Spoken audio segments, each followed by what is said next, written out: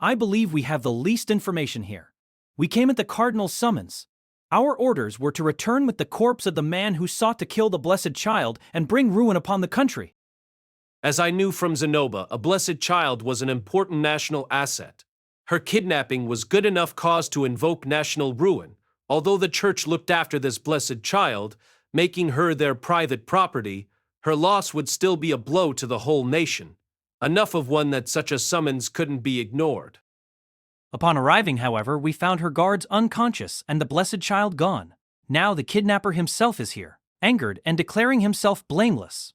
Given the summons we received are at odds with reality, I would like to declare our neutrality in these proceedings. He sat down. The Pope smiled widely, then turned to look at the Cardinal. Your Eminence, might I trouble you to explain why you chose to deliver such a summons? Please face Mr. Rudeus when you answer. Sounds like this was the Cardinal's dirty work, I thought. The Cardinal stood up with a gentle smile, then said, I received a tip-off from the House of Latra. The message said that someone had been overheard on the street making troubling statements about kidnapping the Blessed Child. The House of Latria overheard on the street. Could someone have followed me home after my second visit to Claire's house? I hadn't noticed anything at all, but I did make a scene before leaving. She might have sent someone to keep an eye on me, to make sure I didn't try something. I suppose I had talked about kidnapping the Blessed Child out in the open. Anyone could have heard us. It could easily have reached the ears of a Latria's servant simply by coincidence. The walls have ears, as they say, or in this case, the streets. Nowhere was safe. When I looked into the identity of the speaker, I found it was Rudeus Greyrat. The subordinate I sent to investigate claimed that Rudeus was abusing his relationship with Therese to get close to the Blessed Child. According to the Cardinal, he didn't usually give much credence to rumors. Roadside banter wasn't out of the ordinary, and the Temple Knights didn't have time to go chasing up every nasty comment they heard on the street. But I had demons among my closest friends, and I was close to the grandson of a pope who pushed for accommodations for demon folk. On top of that, I'd also severed my ties with the Latrias. I cut a fairly fishy figure for sure. Then, right after I quarreled with the Latrias, I'd gone straight for the Blessed Child. That distracting the Blessed Child's guards so that I could kidnap and murder her lay clearly within my capabilities was the clear deciding factor. I had both the ability and the motive. I decided to move against him first. I see. But, Cardinal, that doesn't match up with the testimony from the Cathedral Knights. There's a significant difference between kidnap and murder. I imagine the messenger I sent got a little carried away in relaying the message. His face was placid, but the latest facts told me all I needed to know about his intentions. He'd wanted to set me up for attempted murder of the Blessed Child, then make it look like the Pope was directing me behind the scenes. Too bad for him. His precious Temple Knights got knocked out, and now everyone could see that I didn't want to kill a single one of them, let alone the Blessed Child. Very well. Before we come to you, Sir Carlyle, let's hear from Rudeus. What say you? I was silent for a moment, taken aback by the sudden question. After a second of consideration, I realized I didn't need to lie. I had nothing to be ashamed of. I admit I did let my mouth run away with me and raise the idea of kidnapping the Blessed Child, but that was only a heat-of-the-moment comment. My companions immediately rejected the idea, and it never went anywhere. Then why did you seek out the Blessed Child? I sought my Aunt Teresa's support in resolving the family disagreement with the Latrias. I realize it may have appeared that the Blessed Child was my target. Oh, but if that is the truth, how is it that you now have the Blessed Child as your hostage? The Pope's voice was friendly, even though his questions felt like a cross-examination. It was a voice that said, "Don't worry, just tell the truth and everything will be okay."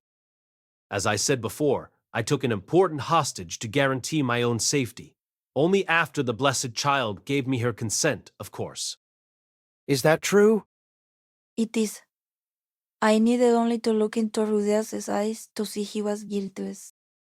She looked around the table, and the Pope and the Cardinal casually averted their eyes. Must be hard having that much guilt to cover up, I thought. If that's the case, why did you knock out the Temple Knights? Surely you could have resolved this through words. I was trapped inside a barrier without warning and subjected to a ridiculous trial while all my protests fell on deaf ears. They told me they were going to cut off my arms. There was no reason not to resist. Though I guess I didn't need to knock all of them out. Leaving Therese standing and reasoning with her might have been the smarter move. Had Therese been there when the Blessed Child came out and saw me do nothing, she might have listened. No, that was stupid. I had no clue the Blessed Child would show up, and the vibes back there had not made it feel like we were going to resolve anything with words. A trial where the verdict was already decided. I'd experienced something like that in my past life, too. I see. Well, then.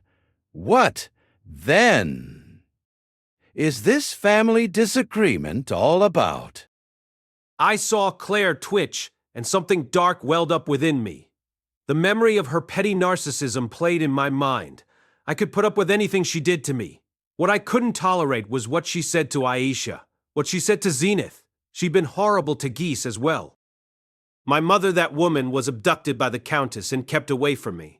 She intends to force my mother, who cannot even speak, into marriage with an unknown man with no regard for my mother's own desires. She even intends to force her to bear children. When I objected, the Countess used cowardly means to kidnap my mother. Then, when I went to her demanding answers, she feigned ignorance of the whole affair.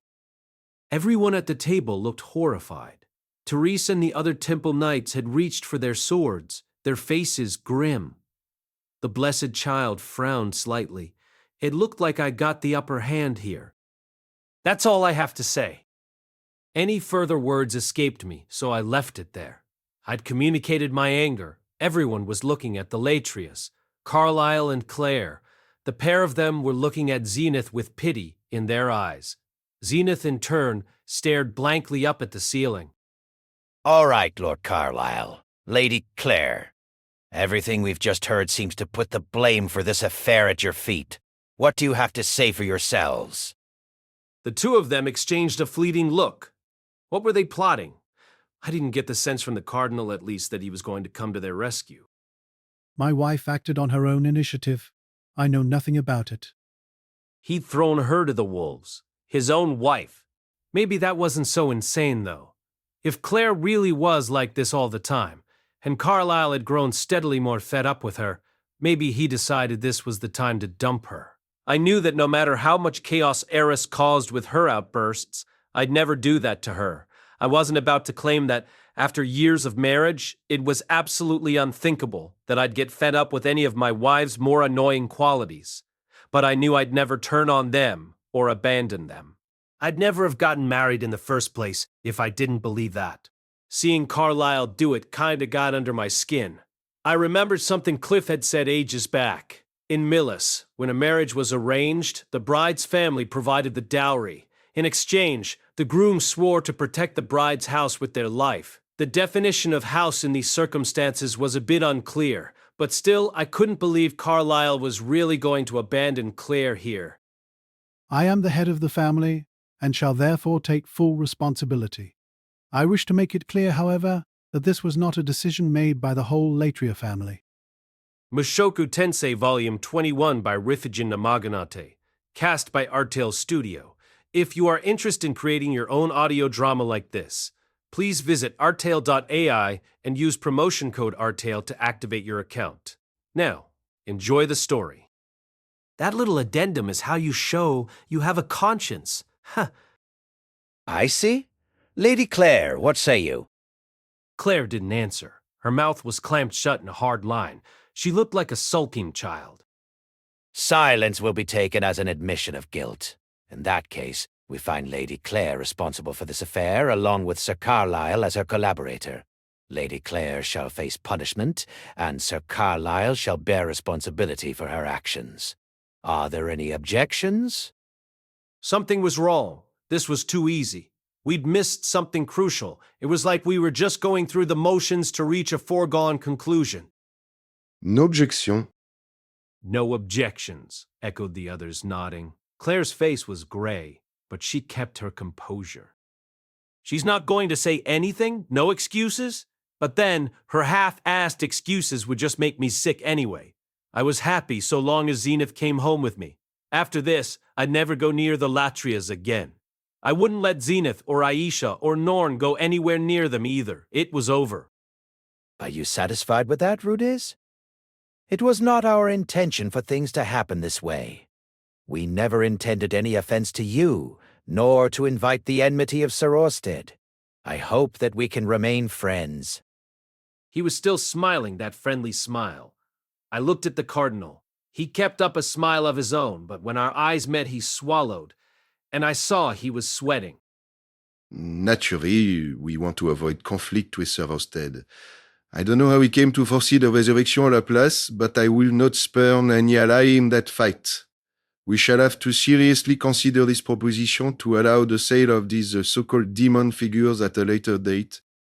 Over the course of this last exchange, I worked out the broad strokes of what was going on. The one behind the kidnapping accusation and all the rest was the Pope. I was pretty sure the leak came from his agents. He'd stolen the Latria's name so that the Cardinal would be provoked into making an attempt on my life. Either that, or he had an agent in the Latria household, and the information came from there. But the details didn't matter. He couldn't have known for sure that the Cardinal would act. From the Cardinal's perspective, though, I was a definite problem. A follower of the Dragon God who'd shown up as a friend of the Pope's grandson. I'd caused problems for the Latrias, who were in the Cardinal's faction. Then that family squabble served as my cover to get close to the Blessed Child. To him, I probably looked like an assassin sent by the Pope. You couldn't blame the guy for thinking he had to take me out. Had he only sent a few of the Temple Knights because he'd underestimated me, or because he'd seen this coming and wanted to be ready? Had the Pope known I wasn't going to kill the Blessed Child, or did he not care either way? If I died at the Temple Knight's hands, well, no loss for him. I was Cliff's friend, but I wasn't one of his people. Throughout all of this, he hadn't done any of his dirty work directly, nor had he ordered me to carry out the kidnapping. He was confident he could get through even an inquisition with the Blessed Child, and if all else failed, he could pin it all on Cliff. Plus, even if Orsted did show up later, he could claim he'd just been caught in a demon expulsionist trap. Maybe he'd even use it as an opportunity to repair relations with Orsted. And now, this conclusion. In the end, the Latrias took the blame for the whole affair. I'd bet money that neither the Pope nor the Cardinal had given a damn who ended up on the chopping block in all this. The only reason the scapegoat ended up being Claire was because I was angry at her. All I wanted was to get back at her. The Pope could declare victory, knowing he'd struck a blow to the Cardinalists via the Latrias. The Cardinal's faction was the only loser here. I felt like I'd been played, but you know what? I was going to get Zenith back and have my revenge on Claire. At this rate, I'd have the mercenary company up and running soon, too. I had zero reason to object. Sounds good to me. Very well. Precedent dictates that Claire Latria be sentenced to 10 years imprisonment for inciting national mayhem. Ew. You object, Rudeus? You said 10 years? I did. Claire Latria kidnapped a family member of an associate of the Dragon God. Her actions also led to an attack on the Blessed Child. But... okay, yeah, but... Her behavior has insulted powerful individuals and incited mayhem. Were you not such a good-hearted man, the Blessed Child would likely already be dead. 10 years is merciful when you consider it in that light. Really? But okay, maybe that's fair. This did blow up enough that all the big shots ended up gathered here to sort it out. Claire probably wouldn't be the only one to suffer for this, but still, 10 years imprisonment. That was a long time. 10 years back, I'd barely just broken up with Eris. A really long time. I couldn't do much about it, though. Claire was the one who decided to play dirty. This all started because she'd abducted Zenith. No objections? Good, then this provisional court, presided over by at least 3 bishops and 3 senior captains, finds Lady Claire Latria guilty of inciting public mayhem and recommends 10 years imprisonment. I will leave it to you, Sir Carlyle, to arrange a formal trial for her. No objections. No objections. The Cardinal, the Archbishop, and the Knights all solemnly intoned their agreement. Good. Sir Belmond, as our neutral party, I request that you take the Latrias into custody. Once a formal sentence has been passed, The outcome shall be conveyed to the rest of you. The Pope looked over at the cathedral knights and raised a hand. Besh and two others stood up at once, then came trotting around the table toward Carlyle and Claire. As they passed Therese, she frowned for a split second. One of the knights pulled out a set of manacles and put them on Carlyle. Carlyle allowed his hands to be bound without a word, then followed the knight from the room of his own accord. Claire, she didn't move. She half stood up, but her whole body was trembling. Her expression hadn't changed, but her shoulders and her legs were shaking. All right, Lady Claire. I... The cathedral knights approached her. She was going to be arrested and thrown in a cell. It did leave a bit of a bitter aftertaste in my mouth, but it would also mean one of my problems. Suddenly, my eyes met Cliff's. He was staring at me, his expression all panic and confusion. What was that about? I mean, sure, there were parts of this I didn't like. This kangaroo court-style setup issuing a 10-year prison sentence, for one thing. It felt a bit vindictive. These are the rules your people play by, though, right? I thought of how the Temple Knights had tried to pull a similar stunt with me. This conclusion is all above board so far as you guys are concerned, right? Come on, Lady Claire. Besh reached slowly toward Claire like he was trying not to provoke her. Claire looked down at her hands with fear in her eyes. She looked like she wanted to leave her body. The next second, something went ramming into Besh. He staggered backward, his heavy armor clinking. Without missing a beat, he sank into a fighting stance, moved to draw his sword, then froze. What stopped him wasn't Claire. Standing there, between Claire and Carlyle, was Zenith. She had put herself between Claire and Besh. She had both her arms outstretched, blocking the way. Her face was still blank as she faced him down, but the hostility was clear in her actions. She was protecting Claire. I was even more at a loss than before. Why would Zenith protect Claire? Was it a spur-of-the-moment decision? She had reacted to her surroundings before this, though, and whenever she did, was always for the sake of her family. Was she reacting automatically, protecting her mother without understanding what her mother was trying to do to her?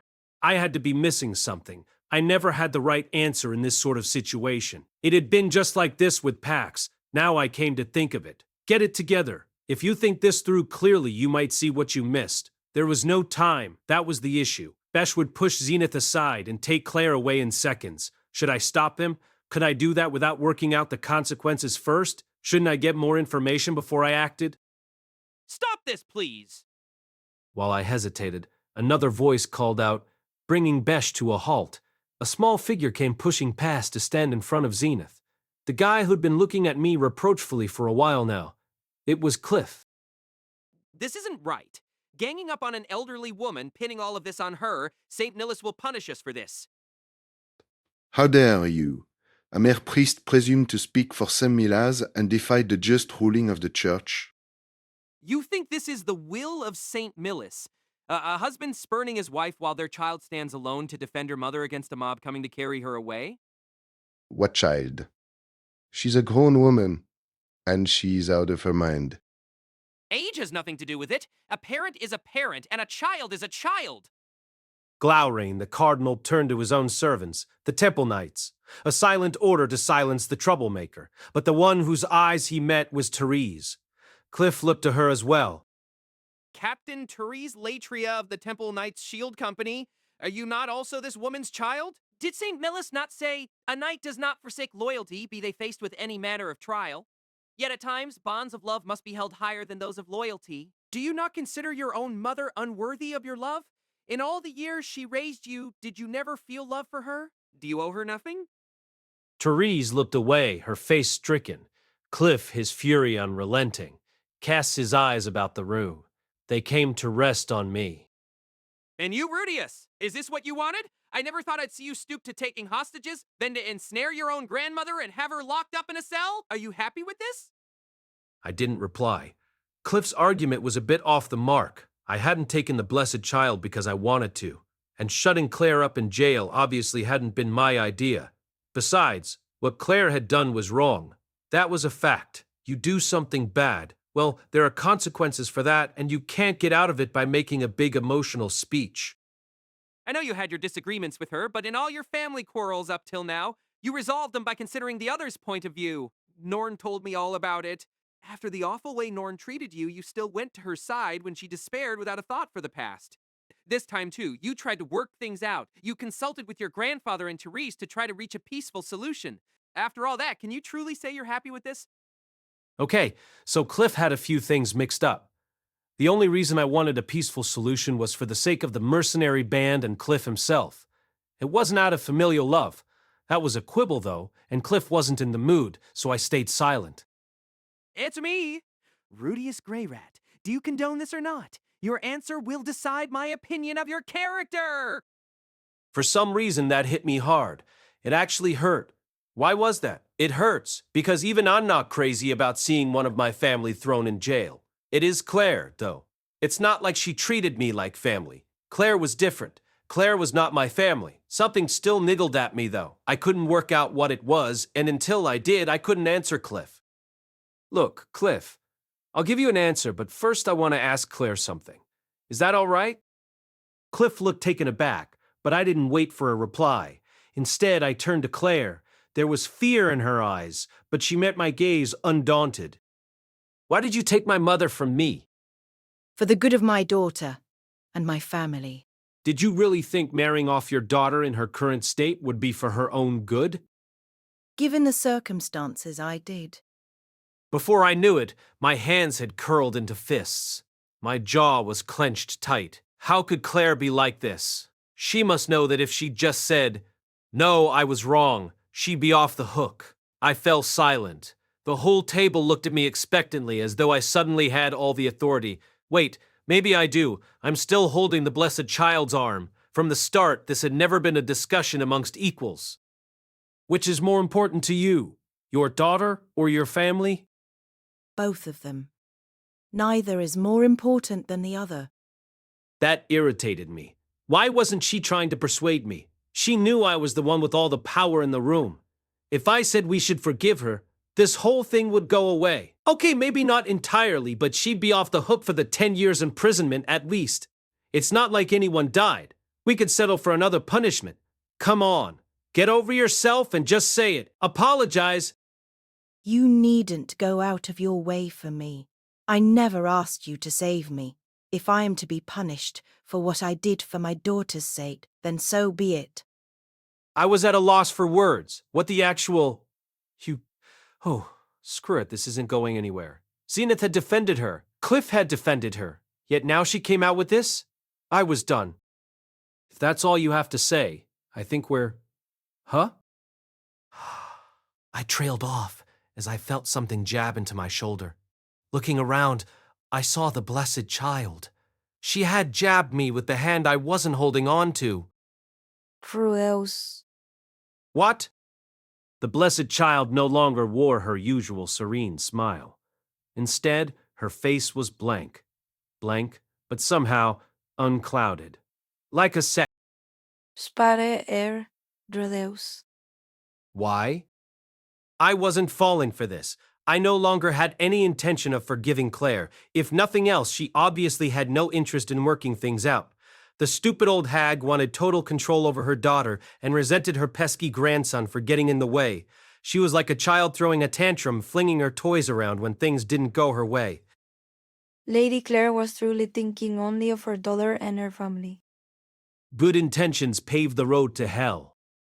Thinking about others didn't mean anything if you didn't consider any viewpoints other than your own. If you were hell-bent on pushing what you thought was best on someone who didn't want it, you were better off minding your own business. Plus, what Claire was pushing was seriously awful. No one would want that. Claire also considers you to be a part of that family, Rudeus. Excuse me? All of this was for your sake as well. For me, how does all of this follow then? How did we end up here? I needed her to work with me a bit more here. She wasn't making sense. Please, Rudeus, trust me. When I looked into her eyes, I knew. Right, the blessed child's power. She could see your past in your eyes. So that meant Claire had to have some reason, not that I had any clue what it might be. Claire, care to shed any light on what the blessed child is saying? Because I'm not following. I'm afraid I'm at a loss myself. I suppose even the Blessed Child must lie sometimes. I'm quite sure I never did anything for you. There you go. Cliff, Blessed Child, you can try and cover for her all you like, but I can't back down after that. I do feel a little bad about it. It was time to put an end to this. I can't reconcile with her when she thinks nothing of me. Claire nodded, her gaze steady. Cliff stared at me in dismay. The Blessed Child looked sad. Therese's eyes went to Claire, and Sir Bellamont stood up. Zenith, I realized that Zenith was standing right in front of me. Her hand struck my cheek.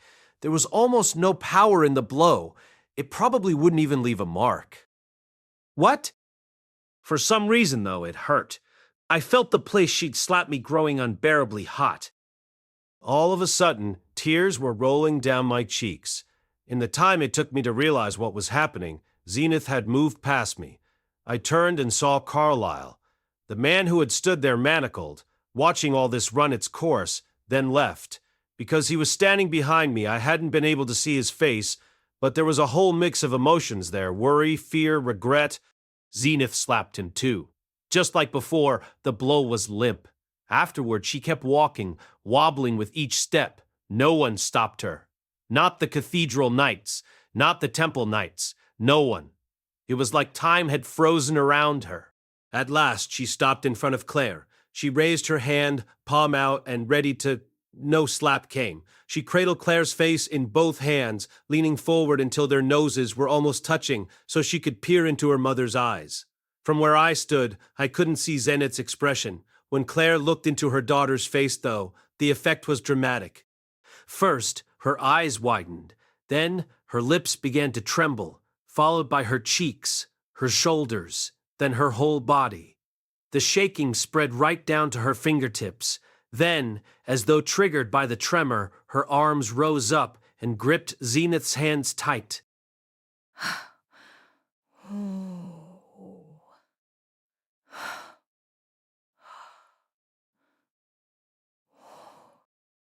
The cry that burst out of Claire was something between a sob and a moan. She drew Zenith's hands up to her face as though she was going to kiss them, and tears began to stream down her face. Then, perhaps succumbing to the shaking, her knees gave way and she sank to the ground. Oh! A voice from behind me just as someone ducked past. It was Carlyle, his hands still manacled. He rushed to Claire's side, lowering himself down beside her. He said, Claire, my dear, you need to stop this.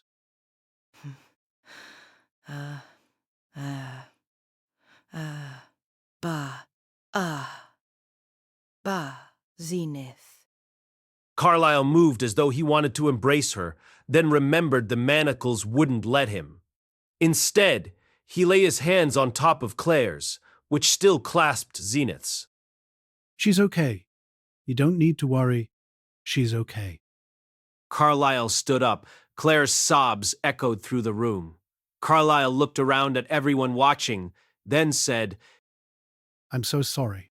I'll tell you everything. I only ask that you reserve judgment until you've heard me out. At this, time moved forward again. I didn't think Carlyle had been addressing anyone in particular, but the Pope, the Cardinal, Cliff, Sir Belmont, Therese, and all the keepers of Anastasia turned to look at me. The Blessed Child tugged at my sleeve, with both hands. I'd let go of her arm. The jig was up. Fine. I collapsed back into my chair. My cheek burned where Zenith had slapped me. Chapter 6, For the Good of My Daughter and My Family. From the day she was born, Claire Latria was vain and hard-headed. As a child, she never admitted to any wrongdoing, and she only apologized when it was dragged out of her. Her own mother, Rudeus's great-grandmother, Meredy Latria, told her, conduct yourself correctly. But this advice was gravely misguided. Claire, unwilling and unable to see her own faults, believed she had none, that her stubbornness was justified. But mistakes make us human. Claire took her mother's advice, however, and it made her into a harsh girl. Not correct, just harsh. To herself, most of all, she started her education and made mistakes because that's what an education is in some ways. Rather than accept that, her standards for herself only increased in their rigidity and cruelty. And if she'd applied those torturous standards only to herself, fine. But that's not what happened. Nobody could meet her exacting specifications, and she made sure they suffered for it. Without tempering her stubbornness and vanity, her mother's advice had ruined her. She had these twisted virtues. She was tough, and so she pushed through every adversity. She was vain, and so made sure nobody ever knew when she was hurting, and she expected that from everyone around her. She just couldn't hear that she was wrong. Nobody liked her. To others, it looked like she succeeded effortlessly, only to then turn around and berate anybody who struggled at the same tasks. And she never apologized, not for anything. She was cold, pampered, and heartless. Some people saw through to the real Claire, of course. They recognized how hard she worked when no one was watching. But because she couldn't be vulnerable, recognition was all they could offer. Claire, these well-meaning individuals would say, "I see the real you, but nobody else will." Still, she refused to change. She saw nothing wrong with her mother's words, nor with her own philosophy. This was working for her. Why change? By the time she came of age, everyone was sick of her, and no one would have her as a bride. The topic of marriage was broached on a number of occasions. She was the eldest daughter of the House of Latria, after all. But when interested noblemen met her and saw her hardness and her stubbornness for themselves, they ran screaming. "If I cannot find a husband, then I shall simply become a nun," declared Claire when she was 18 years old. She was a lady of the House of Latria. Becoming a nun was preferable to bringing shame on the family name by becoming an old maid. In Millis, it was a common path for young women in those days. There lived a boy named Carlisle Grans. Carlisle was a fresh addition to the Temple Knights who served as a member of the Sword Company, under the direct command of Ralkin Latria, Claire's father. One day, Claire's father came home drunk. Ralkin himself was a rigid man. That was the only side Claire or her mother saw of him. It was therefore highly out of character for him to come home drunk. Out of character in the sense that it was incongruous, but not in the sense it was rare. Claire's mother knew the routine whenever he came staggering in. She removed his armor, gave him water to drink, and helped him to bed, so that the servants would only think him tired. She never told him off for it. She knew how stressful the job of a Temple Knight could be. He was unlucky on one particular occasion, however. Claire's mother had gone to visit her parents and was away from the house. So for the first time, Claire faced her father's failings without her mother there to protect him. She admonished him bitterly. "I can't believe you would do this. Aren't you the head of the Latria family? Was everything you taught me empty words to you?" Her father was drunk, but he was nevertheless shamed into silence that he had allowed his daughter to see him like this. Instead, the young knight who had accompanied him home spoke. This was Carlisle. "I can explain why the captain was drinking today," he said. "One of our knights was killed on duty. It was no one's fault, but we went out to drink to their memory. The captain only drank too much because he felt remorse for the death of his subordinate. I won't stand here and see him insulted for that, even by his own daughter." Claire didn't reply. She didn't know what to say. Her anger had disappeared. She took care of her father in silence. She gave him water and allowed him to lean on her shoulder as he tried to apologize to her. She couldn't support him alone, however, so Carlisle ended up helping her to walk her father back to his room, change him out of his armor, and put him to bed. Throughout the whole process, Claire didn't utter a single word. She knew she was in the wrong, but she couldn't bring herself to apologize to her father, nor to Carlisle. She was too stubborn for that. But Carlisle understood. He saw that beneath her sullen expression, she recognized her mistake. As he left, he said, "You're kinder than you think you are." At that time, Claire had no idea what he meant. All she knew was that this boy, perhaps a year or two younger than herself, had recognized something inside of her. After that, Carlisle began to receive frequent invitations to the Latria estate, and soon enough he and Claire were married. Claire and Carlisle had 5 children together, 1 boy and 4 girls. Claire raised the girls as severely as her own mother had raised her. Their eldest son joined the Temple Knights. Their eldest daughter married a marquess. They were the perfect gentleman and lady, exactly as Claire had desired. She would have proudly presented them anywhere in Millis. Claire had the highest hopes for her second daughter, who was born a little later. This daughter was far more accomplished than the first 2 children. Everyone who met her was struck by her beauty and her integrity. She was Claire's finest work, her pride and joy. Zenith Latria. But Zenith laughed. She dashed all Claire's hopes, running away to become an adventurer, and then silence. Claire was apoplectic with rage. She cursed Zenith in front of her other children, calling her an idiot child who had made the stupidest choice imaginable, and warned them to refrain from emulating their sister in any way. It was the first time she had ever let her feelings show so openly. The daughter she'd pinned her highest hopes upon had chosen the grubbiest life she could imagine. In all her life, this was the shock that hit Claire the hardest. The fate of their third daughter, Sala, similarly diverted from Claire's wishes. Sala married a baron, but he became embroiled in a power struggle which he lost. Sala was killed in the aftermath. Millis's healing magic was highly advanced, and so such deaths were rare. Her death was one of those rare flukes. The family put the reputation of the House of Latria on the line to ensure that Sala's killer met a poetic end. Claire mourned her daughter. She mourned as any other mother would have. And while she mourned, her fourth daughter, Therese, chose a life. Claire wouldn't have chosen for her. She joined the Temple Knights. Claire cursed her fourth daughter as she had her second. "You little fool, do you really think you have what it takes to be a knight? If only you had listened to me and learned to be a proper lady, I would have found you a good husband. You could have been happy." Therese retorted, "Did dying in a power struggle make my sister happy? It had turned into a terrible fight." Claire turned Therese out, telling her, "You will never set foot in this house again." Never for a moment did she think that she had done anything wrong. Zenith and Therese had both left, but someday they would crawl back for forgiveness. She earnestly believed that. 10 years passed. No word came from Zenith, but Therese did well in the Temple Knights and was promoted to captain of the Blessed Child's personal guard. Claire thought the Knights only handed the position to Therese because the Blessed Child was also female. She wasn't wrong. Therese was an excellent administrator and commander, but no more than an average knight. Even so, at all the parties Claire accompanied her husband to, she heard people saying, "The Latrius are really something. Everywhere you look, they're moving up in the world." Claire tore into others, but she was equally hard on herself. When she did realize that she had made a mistake, she never apologized, but she was capable of changing her mind. Now that the daughter who'd made a terrible mistake was now being celebrated, she was left with no choice. Claire forgave and reconciled with Therese. The words she used when she faced her daughter, however, were not an apology but a haughty, "I forgive you." Now, Therese was accustomed to dealing with difficult people on a daily basis as a Temple Knight. If not for that practice, and if her older brother had not physically stepped between them, there would have been another fight. It was a few years later when Paul arrived at the Latria estate to ask for their help. A magical calamity had struck the kingdom of Asura, the Fitoa displacement incident. Paul was the captain of a search and rescue team hunting down those who had gone missing, and he had come to request the assistance of the House of Latria. When Claire learned that Zenith was among the missing, she agreed without hesitation. She persuaded Carlyle to contribute both gold and men.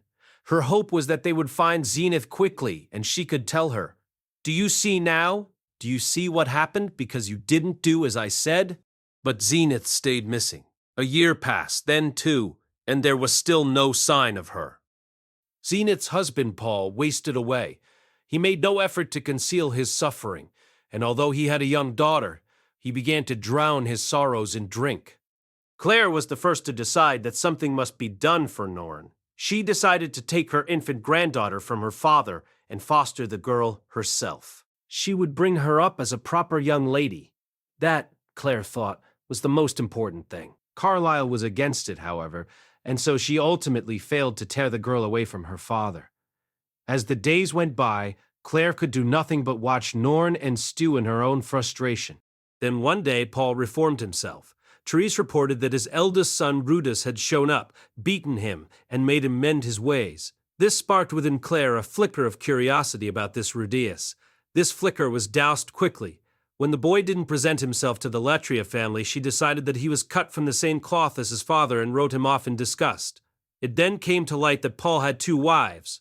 His lover Lilia and her daughter Aisha came to Millis. Claire belonged to the Millis church, and thus could not countenance the perversion of keeping two wives. But Paul was not an adherent, and Claire knew it was foolish to try and press her own religious convictions on another. She permitted the two girls to call upon her a few times a month, and instructed them in the Latria family customs, proper etiquette, and painstaking them the correct way of living. Norn was constantly sulking because she was unable to measure up to Aisha. Claire despised the girl's attitude. She always gave up and refused to try at things she could undoubtedly achieve with sufficient effort. But Norn, afraid of being second to Aisha, stopped trying. Claire saw what was happening and told Norn that there was no need for her to be the best. She needed only to live up to the reputation of a lady of the House of Latria. This was Claire's version of motivation. Norn did not improve. Claire tried every speech she could think of to motivate the girl, but nothing worked. Meanwhile, she was infuriated to see Aisha, the bastard daughter, teasing Norn. Her anger made her unreasonable, and she was cruel to both the girl and her mother. In the end, both Aisha and Norn left her house as disappointments. Another few years slipped away without any news of Zenith's safe return. Claire was left with only the memories of her time with her grandchildren. Her eldest son and eldest daughter's children came of age one by one. They all turned out splendidly. Young people she could present in any situation with surety and confidence. There were no longer any children in Claire's life, and she stopped seeing much of her grandchildren. She wondered how Aisha and Norn fared. The two would soon come of age. Now that she thought about it, they were the only two grandchildren who hadn't turned out as she'd hoped. Perhaps that was to be expected of Zenith's children. She wondered how on earth Zenith had raised them, and then it hit her. She hadn't raised her own daughter. The displacement incident had occurred just after the girls had been born. Norn had been 1, maybe 2 years old. Zenith had been robbed of the chance to know her daughters as a real person. Norn had been raised by a single father. The displacement incident could explain why Aisha had never learned to properly respect her father's legitimate daughter. Zenith had been wayward, but she was clever. Once upon a time, people had called her the model of a young lady of Millis.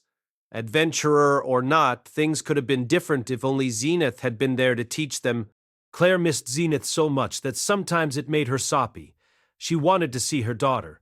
Claire knew she would probably have nothing but barbed words for her if they did meet, and that Zenith would likely cause nothing but grief for her, but even then, that might be worth it. That was when it happened. That was when the message came from Rudeus. Zenith had been found. Her memory was gone and she had lost her mind, but she was alive. The letter from Rudeus was brief and to the point, stating the facts of where Zenith had been found and her condition. It was so economical that it skimmed right past Paul's death. Rudeus wrote that he planned on getting Zenith treated, but he made no mention of bringing her home. Claire wrote back immediately. She wanted to see Zenith more than anything. Several more years passed, during which Claire searched for a way to cure Zenith. She went around the doctors and healing magicians of Millis, and visited the library of the Millis church time and time again. She even stooped to studying texts written by demons in her research. It was unpardonable, but Claire was convinced that there must have been other cases like Zenith's in history. Then, finally, she found one. She had no idea if what she read could be trusted. The case described was suspect, unbelievable, and utterly nauseating. But a method did exist. There was precedent for a cure. The cure she found was not a demonic one. She read that once there had lived an elf who suffered from a similar condition to Zenith. This elf woman lost her mind but eventually returned to herself after having intercourse with dozens of men. Claire could scarcely believe it. It couldn't be true. She could certainly never try it. But as she continued her research to try and find the basis for the story, she found that the elf woman really existed, and that she was still, even now, sleeping with hordes of men. Claire didn't know what to do. Could she really attempt such a treatment? Wouldn't Zenith hate it? And yet, it may be her only chance of recovery. While she sat paralyzed by indecision, Rudeus brought Zenith to her. Just 3 of them came. Zenith, her son Rudeus, and the bastard daughter Aisha. It had been 3 years since Claire sent her letter. Claire was unaccustomed to communicating with faraway places, and so she believed that Rudeus had come as fast as he could. First, she thought, she would tell him how much she appreciated him coming so far, then make her introductions. After that, She would inquire after Zenith's recovery and ask how he intended to proceed with treatment. If there was time, she would ask after Norn and Aisha. But the moment she saw Zenith, her plan went out the window. When Claire entered the room and saw her daughter's face, she went straight to her, close, but never close enough. She saw Zenith's unfocused eyes, and then feeling as though her heart would burst from her chest, she sighed impatiently and called for Ander, the family doctor. Ander was looking after Claire, whose health had been poor lately. He had counseled her on treatment for Zenith. Claire, after finally seeing Zenith for the first time in so many years, knew it was rude to ignore Rudeus and turned around to give him her attention. Then she saw who was sitting on a corner of the sofa, a woman in a maid outfit with dark brown hair and a face Claire would never forget. Right then, her attention was more caught by the outfit, though. A maid outfit. Aisha, how lovely to see you again. What capacity have you come here in? Oh, I'm Lady Zenith's. I'm helping look after her. Claire couldn't help the harsh words that slipped out. Look after her? In other words, Aisha was here as Zenith's maid, and if that were true, there was no possible excuse for Aisha to sit while her master and mistress stood. Claire merely reprimanded her to remind her of common decency. Rudeus, however, came between them. As well the boy should.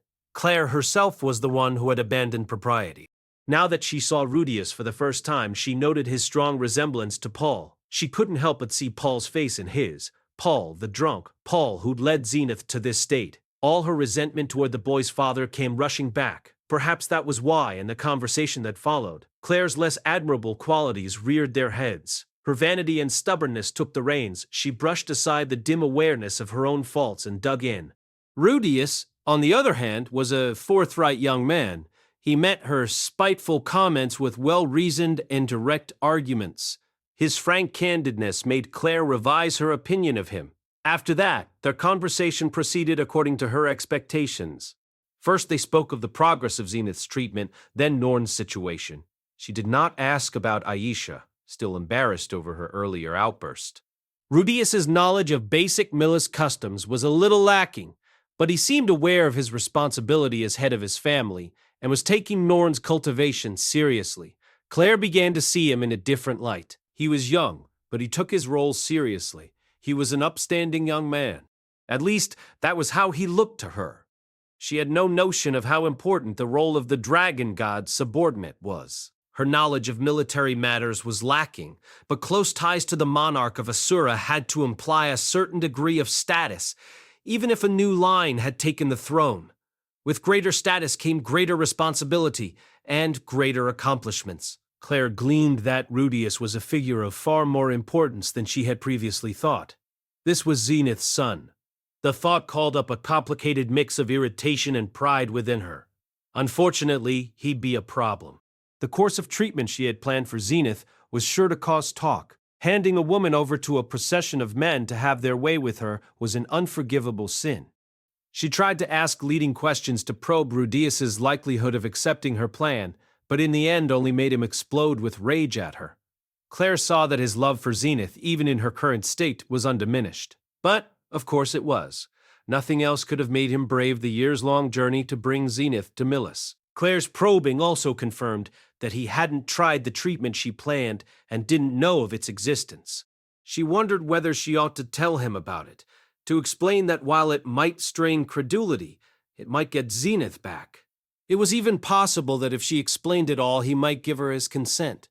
But something gave her pause. This was a young man with a bright future ahead of him. Word had it that he was a close friend of a priest in the Pope's faction. She had also heard that the Pope's grandson had returned to Millis recently himself. Given the length of the journey, she wouldn't be surprised if he and Rudeus had made the journey together.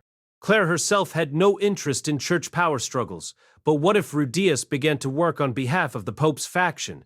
What if he made his name in Millis not as a Latria, but as a Greyrat and follower of Orsted, a member of the Papalists? The treatment Claire was planning could ruin his prospects. If it got out that he had done such a thing to his own mother, it would be a scandal. Every citizen of Millis would gossip behind his back. It would be impossible for him to remain in the country.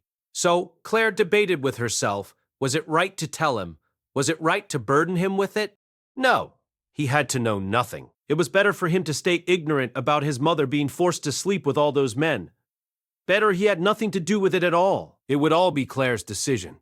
Rudeus wasn't a member of the Latria family, and so he had nothing to do with it.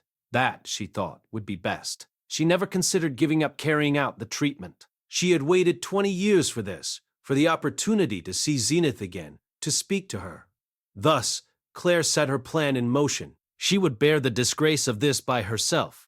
She deliberately antagonized Rudeus, then disowned him from the Latria family. Finally, she had a servant abduct Zenith. At this point, however, her plan ground to a halt. Zenith was brought back to the house. She was an adult now, and she was getting older, but she was still beautiful. She was still a desirable lady. Most of all, she was Claire's daughter. Claire couldn't bring herself to force Zenith to sleep with some untold number of men. It wasn't right. It couldn't be. At the same time, though, it wasn't right to expect Zenith's son to continue to care for his mother in her current state. Claire even made excuses to herself. If Zenith could speak, she would ask Claire to cure her. Surely. The way she justified herself disgusted her. She wanted someone to stop her. She was about to do something terrible, but she couldn't stop herself. She wavered, agonized, and fought with herself. She spent every day in Zenith's room, her face buried in her hands. Zenith sat there blankly, not doing anything. Every now and then, though, she would display a human reaction and Claire would be racked with indecision once again. In the end, it was Carlyle who put an end to her suffering. Carlyle heard a summary of events from Therese, then got the rest from the family doctor Ander. He learned what the treatment was and how Claire was agonizing over whether to go through with it. When he learned of the unforgivable act his wife was considering, he went to her and he was... Before you go through with this, he told her, first allow the blessed child to see her. If they knew Zenith's memories, that might shed new light on the situation. It might be or maybe it would be the thing that would finally allow them to let go. Carlyle submitted an application to have Zenith's memories read by the blessed child. He wielded all the influence he could muster as a senior captain in the Temple Knights to procure an audience while keeping Zenith's name off the application. He made sure Rudeus didn't catch wind of it. The blessed child, who officially never examined personal memories, would do exactly that for them that very day. As Carlyle and Claire quietly escorted Zenith to the church headquarters to see the blessed child, Rudeus and Dodmus. And that is how we ended up here. Claire's eyes were red, and Carlyle's face was lined with sorrow. There were a few different reactions from around the table. A few grimaces, a few frowns and folded arms. Therese had her hands over her mouth in shock. The blessed child smiled as though she'd known the details all along. Cliff's face was unreadable, which made me wonder if maybe he'd heard this story before somewhere. It all made perfect sense now that I'd heard it. What Claire had planned was unforgivable. She hadn't gone through with it, but the fact she'd even thought about doing that to her own daughter was enough. I wasn't about to forgive her for it. And it sure as hell wasn't a cultural difference, or acceptable under Millis church doctrine. I wasn't sure if it actually constituted a crime in Millis, but from the reactions I was seeing here, she definitely succeeded in disgracing the house of Latria. If I'd abetted her, it hardly needed to be said that I'd have kissed goodbye to any hope of doing business in this town. And that was why she disowned me. Why she tried to do it all herself. She struggled over the decision alone and planned to take all the punishment alone. The thing, though, was that Claire had her facts wrong. Was that, treatment, was it from 200 years ago by any chance? It was. Around 200 years ago, it said, there was a woman in the same state. And that woman was driven away from her village for what she did? You know the story. Does that mean you tried it? Of course not. The other case Claire had found had to be Elenoli's. The story Claire knew was a pretty generous massaging of the facts, of course. Yes, Elenoli's had been in the same state as Zenith, but after a few decades, she got better. It wasn't until later that she turned into a total slut. To be fair, it's in the nature of old stories to get mixed up as they get passed down. It makes sense that it got twisted in the retelling. I didn't try that treatment, but I did meet that woman and heard her story directly. I guess I hadn't put Elenilus in my letter. I'd kept way too much secret back then. I see. Her shoulders slumped like she'd been deflated. In her face, though, I thought I saw something like relief. Everything I did was for nothing. Then, Yep. I see. If she'd told me her plans way back on day one, I wouldn't have gotten so mad. Whoa there, Grandma. I'd have said, laughing her off. I know the woman you're talking about, and you've got the whole story wrong. How could you think that would work? Yeah, I mean, probably. You should have told me. If you hadn't known any other way to make her better, would you have been able to resist trying it? I didn't reply. I didn't know how to answer. I couldn't just say no. If Elenias had told me screwing around cured me, I might have done it. But not right away. I would have tried anything else first. But a few years had passed since I met Elenias. If nothing had worked, how would I feel now? After dwelling on it for years, who knew what decision I might have reached? To think you knew and still I... Of all the foolish. Me, though I felt great.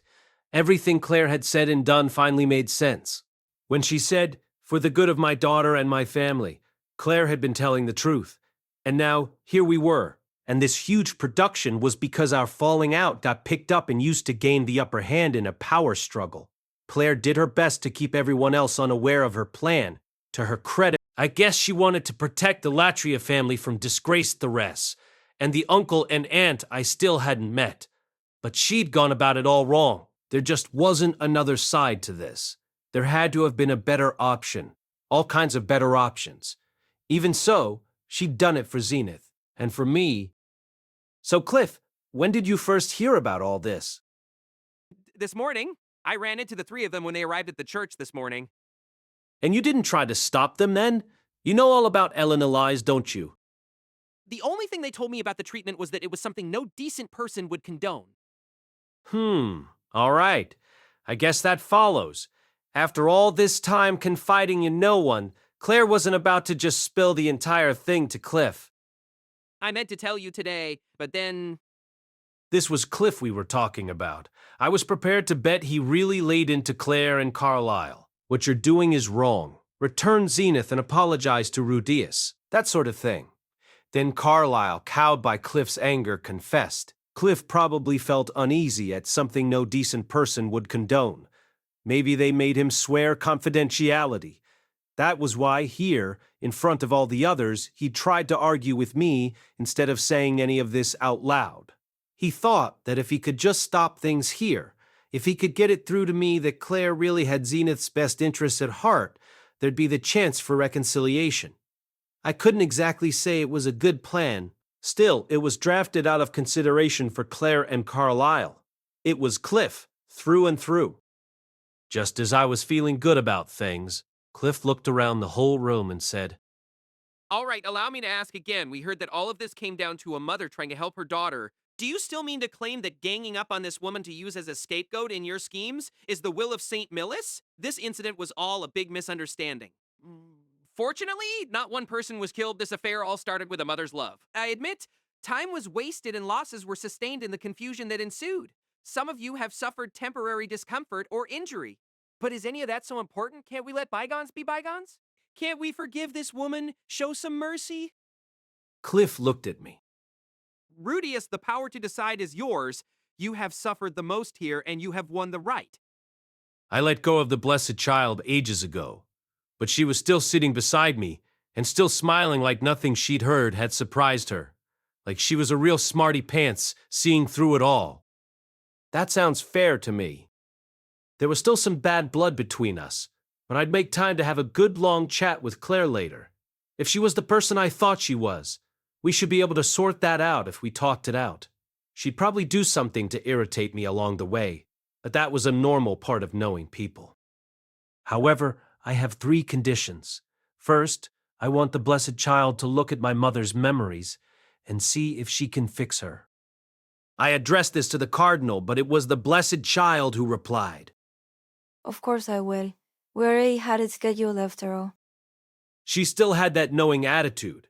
Had she known she was going to examine Zenith today, did she let herself get kidnapped because she knew, then manipulated this meeting? It was plausible. However, I do not have the power to restore lost memories. I doubt that it will be within my abilities to cure her. Even so, I'd like to try it. No objections from you, Your Eminence. The Cardinal made a noise of assent. He seemed to be in a good mood, probably because he saw his allies, the Latrius, were getting out of this more or less scot-free. Second, in exchange for my letting all this go, I expect your full and unqualified cooperation with the dragon god Orsted. It shall be so. He was a given, but the Cardinal nodded too and muttered. Fin. I might even be able to demand the Rudeus figures. Part of me wanted to try it, but I decided it was better to wrap up on a positive note. Things were fine for now. If I got greedy, it'd bite me in the butt later. Now, my third and final condition, I asked to be reinstated as a member of the Latria family. This was how the Millis incident drew to a close. The first to react was Therese. Her hand went to her breast and she gasped. Carlyle lowered his head, looking ashamed, and Claire started crying with big, hiccuping sobs. She was saying something that could have been thank you and could have been I'm sorry. It was hard to tell through the sobs. As Claire wept, Zenith laid a hand on her head. Chapter 7, What is Owed? We put our agreement in writing. It spelled out everything that had happened, the whole sordid affair, and it said only Rudeus's good character had kept the blessed child from harm. It placed the blame with the Millis Church and stipulated that in accepting liability, the Holy Millis Church would make restitution by comprehensively supporting the activities of the dragon god Orsted and Rudeus Greyrat. The contract wrapped up with something along the lines of, the pertaining activities may involve demons, but shall not extend to any act that violates the laws of Millis. The two principal culprits, the Pope and the Cardinal, signed it like it was no big deal. The nervous sweat rolling down the Cardinal's face was honestly kind of adorable. The contract was signed, my hostage returned, and the gathering concluded. Apparently, the decision reached by our provisional court would later be reviewed by an evaluation council that would assign liability to all the relevant parties. Whatever that involved, I bet the Cardinal would find a way to wriggle out of it. Chasing down the guilty wasn't my job. If they weren't disciples of the man-god, they weren't my enemies, just annoyances. Also, taking out the Cardinal wasn't the same thing as wiping out the demon expulsionists. I'd gotten what I came for and sorted out the attack in the garden. Call that a win. Zenith and Cliff and I set out for his place. On the way, Cliff blurted out, Sorry. Wait, what are we talking about? When I thought about it, I realized it's my fault Zenith remained captive as long as she did. I wasn't careful enough, everything worked out in the end, but I feel like I just made it worse by thinking I could smooth everything over. Isn't that your whole shtick? You use a bunch of mistaken assumptions to make a big logical speech, but in the end, everyone ends up happy. This is who you are as a person, Cliff. I'm not holding it against you. Let's try to learn from this so we can do better next time. Of course! Cliff was feeling down, but personally, I was more worried about what this was going to do to his career. Wendy was waiting for us when we got home. Just Wendy, alone. Oh, welcome home. I was struck by sudden unease. Were Aisha and Geese all right? When the contract was being written up, I tried to casually ask after them. But the Cardinal and the Temple Knights had basically said, don't know, don't care. Miss Aisha and Master Heath are both safe and sound. My paranoia evaporated. The two of them came up from the basement. Big brother, you're back. And oh, Mother Zenith. The two of them told me what had happened. They got word that Claire and Carlyle had left the house early that morning to go to the church headquarters. So they headed to the church headquarters themselves to try and tip me off.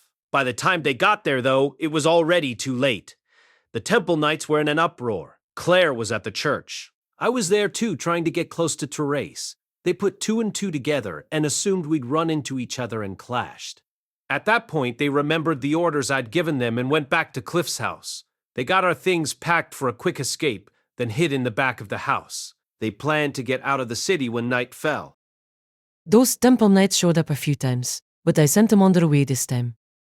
She was doing her job properly, now a small mercy. But the Cardinal had tried to get to Aisha and Geese. What a nightmare. Anyway, you've got Mother Zenith back. Does that mean...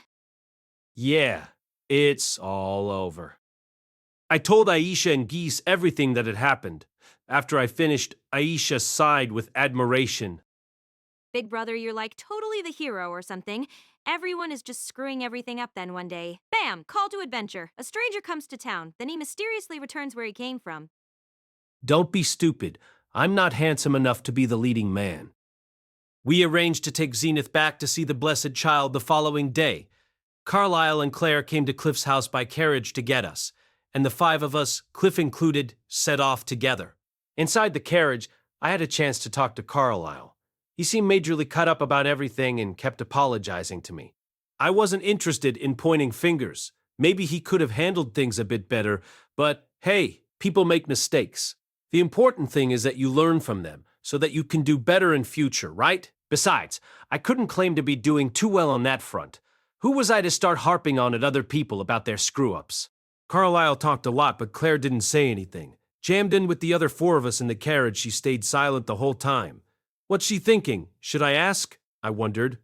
I was still going back and forth on the question as we arrived on church grounds. After going through some official procedures, we were granted entry into the inner sanctum for the audience. We were escorted to a room that seemed to be the Blessed Child's quarters. A transparent barrier was set up in the middle of the room, just like when I'd met with the Pope. There were also 2 chairs and a window. 6 guards stood at attention under the dim lights. Therese wasn't there. Maybe she'd been transferred. Regardless, it looked like the examination would happen with the Blessed Child's fanboys standing by. They didn't seem hostile, just a little tense and unwilling to meet my eye. I'm not looking for an apology, guys. It's your job, I get it. Besides, I beat them all unconscious. They'd started it, and I'd finished it. We were even. They were probably going to see some professional consequences too, so I was happy to let things go. I hoped I could leave here with us on friendly terms, actually. I didn't like the idea of these guys holding a grudge against me. Shall we begin? The Blessed Child and Zenith sat down opposite each other. Dust gently supported Zenith's head, positioning her so she was still, her eyes open. Then, the Blessed Child leaned forward and gazed deep into Zenith's eyes. It reminded me of an optometrist's exam. Whoa! The Blessed Child's gaze shone as she gazed at Zenith. It literally shone. I can't think of a better way to put it. Faint threads of light connected them eye to eye. The Otako were all oohing and ahing over her. That's our Blessed Child. She really is blessed. That light didn't appear before. Was she putting on a show, or does it take effort? Maybe it was like fire magic. As your magic gets stronger, the fire gets hotter and brighter. Maybe this phenomenon only happened when she was pushing her power to its limit. She'd switched from basic cable to fiber optic. Claire clenched her fist over her heart like she was praying. I tried to pull myself back on task. Right now, all of Zenith's past was being laid bare. The Blessed Child might even be able to see the memories that had been devoured by her magic crystal prison in the depths of the labyrinth. If Zenith's memories revealed the cause, maybe they could shed light on a solution. Just one clue. One little clue might be enough for one of my brainier friends to think of something. Orsted, or Kishirika maybe. The Blessed Child shivered. Dust released Zenith's head, then gently touched the Blessed Child's shoulder. Does that mean download complete? The Blessed Child stood up, her eyes still wide open. She was looking straight at me. Rudeus Greyrat. Yes? I have seen the memories of Zenith Greyrat. What did you see? Until the displacement incident, she lived in the village of Bona and Fitoa, where she lent her services to the local healer while raising Ayasha and Norn. We're going all the way back to that? Okay, no, fair enough. She's got to go through everything in order, or it'll sound like she's just talking at random. After you left, not a day went by that she didn't worry about you. She worried that you weren't eating properly, that you weren't doing your laundry, that you were chasing after lots of different girls. Oh, wow, sorry, Mom. Least I didn't cheat on anyone. The Rudeus continent was a peaceful land, up until it was conquered by the bits below the waist. It even managed to hold off invading the unsuspecting land of Sylphi for a while. Hard as that might be to imagine for anyone who knew of Rudeus's, troop movements over the past few years. In the midst of our worries about your memories got to white. The displacement incident. I remembered that moment. Most people, though, were displaced before they realized what was happening or why. That's what happened to Paul, and I heard the same was true for Lilia. For some time after that, only darkness. Sometime? Yes. It was as though she remained deep in a dreamless sleep as a great deal of time passed around her. So she had no memories of that period, in which case she must have been sent straight into the labyrinth by the displacement incident. The chances of that happening had to be tiny, but it wasn't impossible. A random teleportation to anywhere in the world had a small chance of burying you inside of a wall. If you did it on purpose, set up an entry and exit circle in advance and so on, that would mostly eliminate that kind of risk. The displacement incident had really blown our lives apart. It was apparently the aftershock of Nanahoshi arriving in this world, but that didn't really matter. It was all over and done with now. If humanity hadn't made teleportation circles taboo and managed their use responsibly, if they'd only done that much, they'd have weathered this crisis without panicking. I'll tell Ariel that next time. Ariel will get things worked out if I write up a report on teleportation for her. Wait, how did Geese find Zenith then? He told me he went asking around and heard she was in the depths of the teleportation labyrinth. Hold on. Then she had a dream. I refocused. He's not even here right now. You can question Geese later. A dream? A dream. She began to feel like she'd been turned into a rag doll. A rag doll? Still, it was a pleasant dream, the blessed child said, then closed her eyes. Her voice flowed on, as though she was watching a film play on the inside of her eyelids. She dreamt of living an easy life in a house she didn't know. She and Lilia sat in the sun and tended to the garden. Paul was gone, but Rudy and Sylvie got married, and then they had a baby. But then, well, like father, like son, Rudy went off with Roxy, then it was the rest. They just kept coming, but they all seemed happy at least. Even Sylvie, nor mourned a lot, but she still went to school and kissed me goodbye every morning. Aisha and I are getting to be such good friends. Did you know she likes flowers? I tell her I like apples and daffodils, and she turns to me and says, Miss Zenith, you can call me Mom, I told her, but Lilia looked a bit unhappy at that. I guess she wants Aisha to see her as Mom too. Roxy is teaching at the local school. Norm says all the kids love her. She must be pretty old, given she's a demon. But, oh well, Rudy adores her, so I guess I shouldn't worry about age too much. I got to meet Therese for the first time. It was plain as day how much she loves Rudy. She came to see me when no one else was around. Her face bright red, then said something like, I'm still figuring stuff out, but I'll do my very best. Honestly, I just burst out laughing. I told her to try saying it to Rudy instead. There was no point being all formal around me. Then Iris went bright red again and bowed her head. It was the sweetest thing. She's always so bold, you know? Those were Zenith's memories of the past few years. They didn't quite match up with mine. Norn hardly ever spoke to Zenith.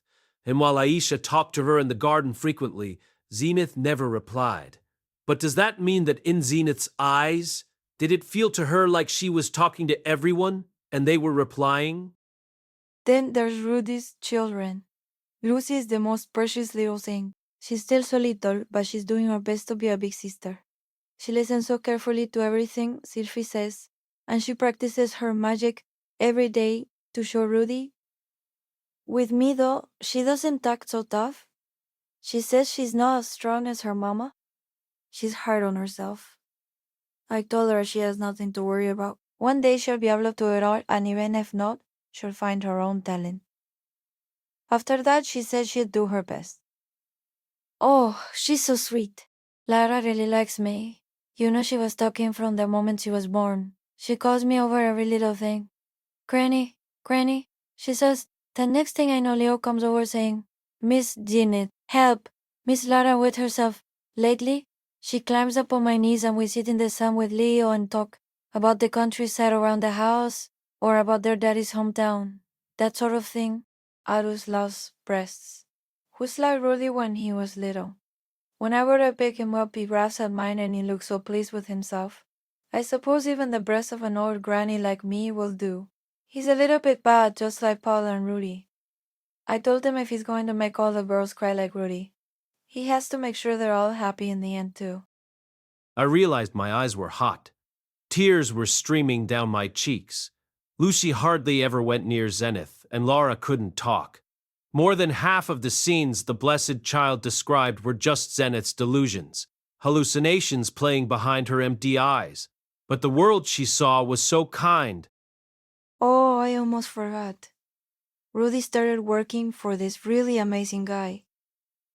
The Dragon God Orsted is called. One of the 3 Demon Slayer heroes and a distant apprentice of the Dragon God. Is supposed to be super strong and super scary. Everyone seems terrified of him, but he doesn't seem so bad to me. I think deep down, Ejus wants to make friends. He's hung up on Rudy in particular. He keeps coming to see how our family is getting along. I talk to him sometimes, but he doesn't seem very used to talking to people. Jeg er så all tongue-tied. He's a good pun lengthy. He teaches Lucy tricks to help her with her magic when she's struggling, though they're a bit complicated. I don't think she understands them very well. Once I asked if he wanted to hold Lara. He was so nervous about it, but he was very careful when he took her. He's not so keen on Leo and Arus, though, I think. The other day he made the Arus cry, then left without reading Eris. I wonder what sort of work Rudy is doing for this man who's so strong and yet so kind. Whatever it is, I'm proud of him. I'm sure Paul would be too. How much of that is true? Orsted almost never comes to the house? Is he coming by without telling me? Rudy's grown up into such a wonderful young man. Northern Asia are grown up too now, and Sylvie had her second baby. Lilia was so worried, saying now she had that on top of looking after me. How silly. Obviously, the children come first. I'm going to visit my mother, so I'm leaving Sylvie to you, Lilia. Okay, don't worry about me. I'll be fine. I used to be an adventurer, you know. We're going with Rudy and Aisha and Rudy's friend Cliff. Huh? I'm getting all excited thinking about going on a trip with Rudy. Mother has gotten so old. She's nothing like how I remember. I thought she'd yell at me for sure, but instead she comes up to me saying, Zenith, oh, Zenith, and looking all weepy. She was worried I was hurt or unwell, so she brought a doctor to see me. I mean, as you can see, I'm in perfect health, but Mother does like to worry. She brought the doctor in every day. She was always so hard on us, but now she looks at me like she might cry.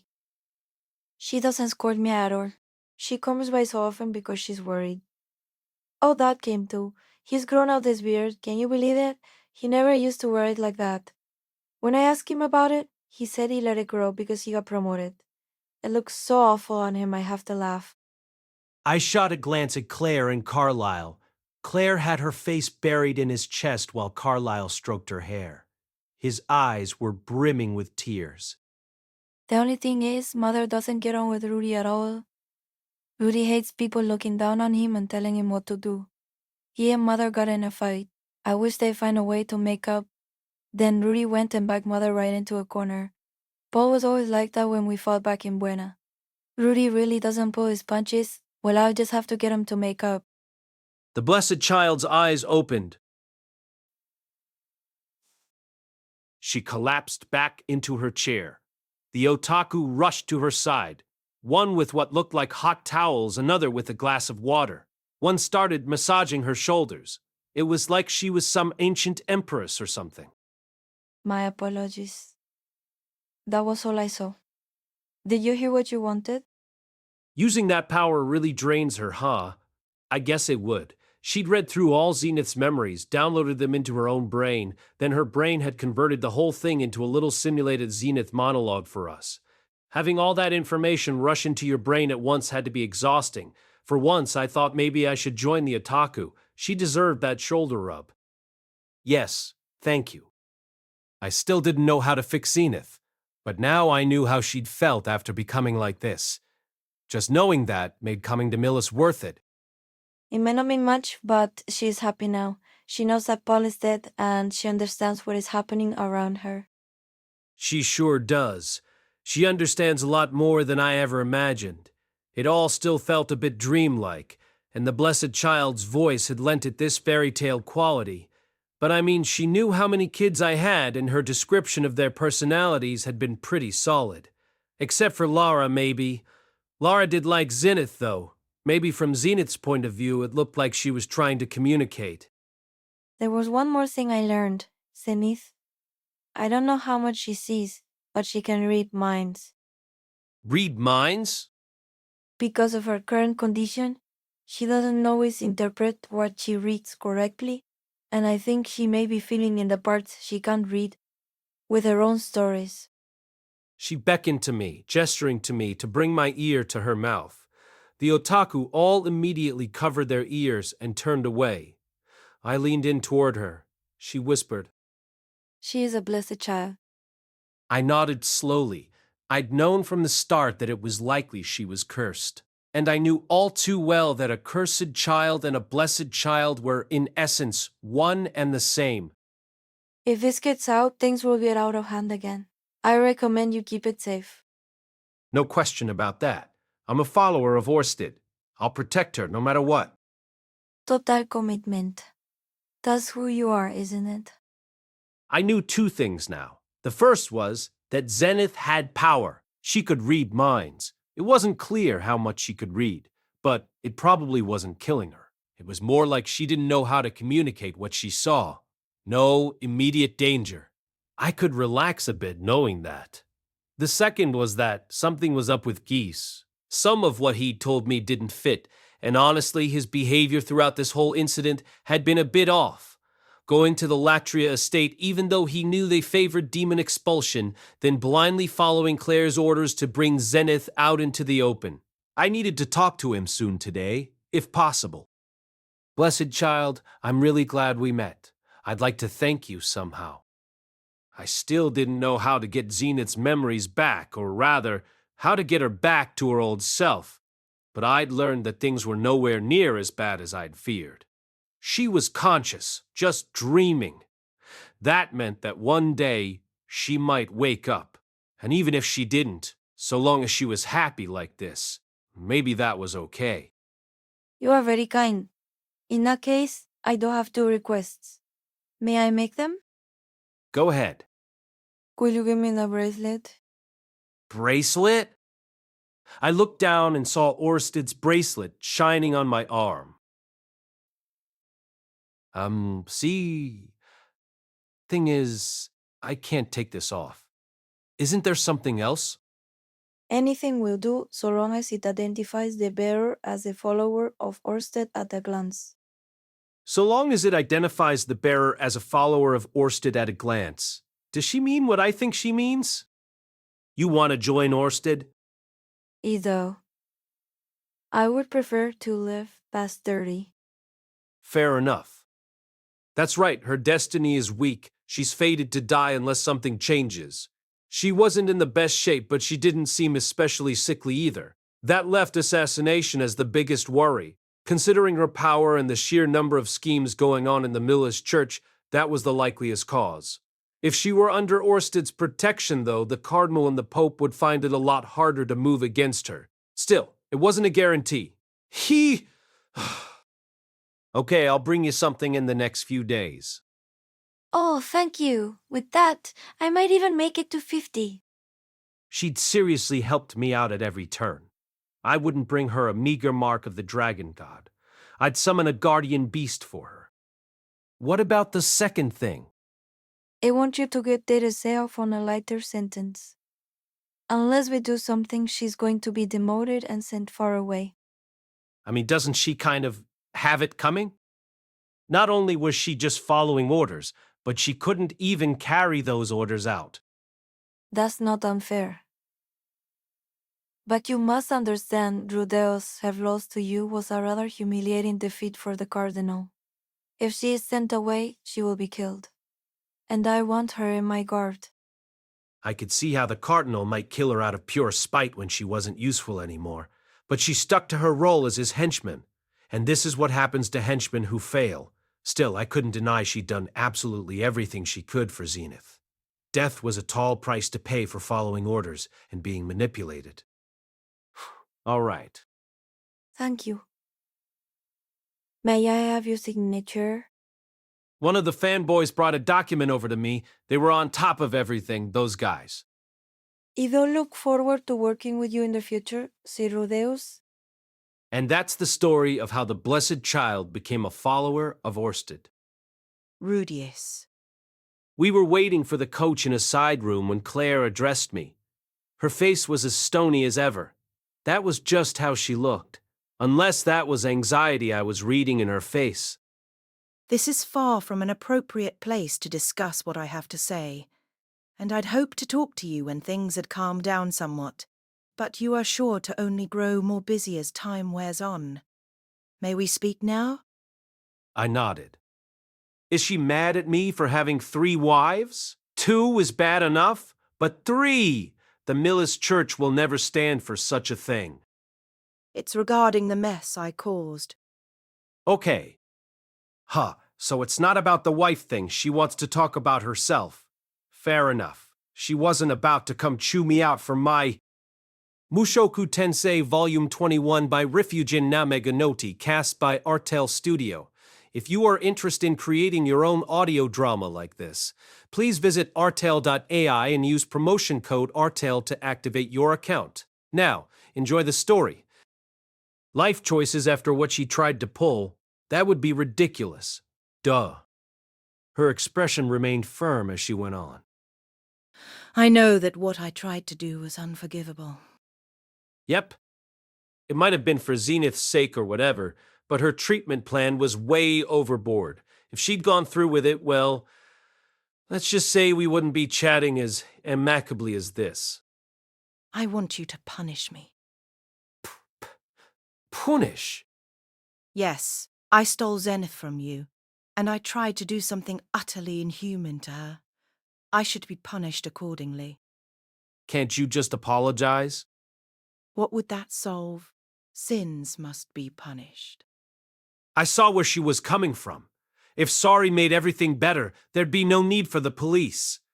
Pretty much everyone who'd contributed to that mess had received some sort of punishment. But not Claire. And Claire herself wasn't satisfied with that. Okay then, what kind of punishment do you think you deserve? You could beat me with a whip, or a staff, or cut my arms off. You could even kill me. I don't care. That's bit much. I didn't want to become known as a grandma killer. Plus, Zenith would be so mad at me. You heard what Zenith said in there. You saw how self-righteous I was, how little thought I gave to anyone else. You saw how she trusted me like a baby, and I was going to throw her into hell. Fools like me don't need to be pitied, only to be crushed by the hammer of justice. Her hands were clenched into fists and shaking. So that's what she heard back there. It sounded a little different to me. Zenith forgave Claire. I don't think she knew what Claire planned, but she knew that Claire was suffering over some decision, and she knew it related to her.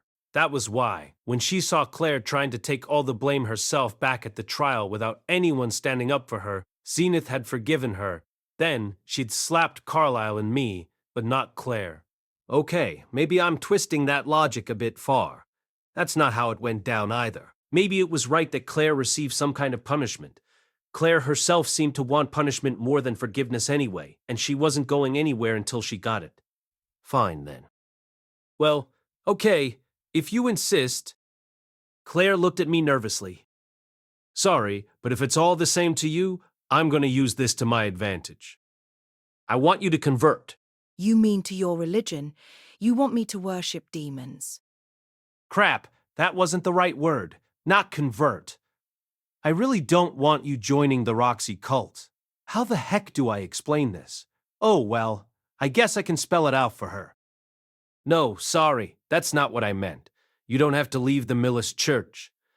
I mean, I want you to leave the demon expulsionists. The whole of the Latria family. Just you would be fine with me. One of my wives is a demon, so I'd rather you didn't call her filthy. Also, I'd like you to recognize my religion and keep your opinions about my family to yourself. Claire didn't reply. And one more thing.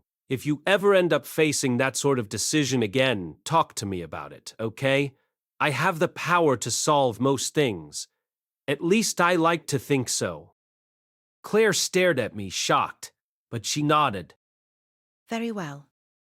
She didn't look convinced. She probably wasn't sure if she'd actually been punished. Neither was I. I basically listed off everything I wanted from her, and she interpreted it as a punishment. She nodded. Even so. I guess she decided that if this was my judgment, she'd go along with it. From this day forth, I, Claire Latria, shall be a demon integrationist and do everything in my power to assist that cause.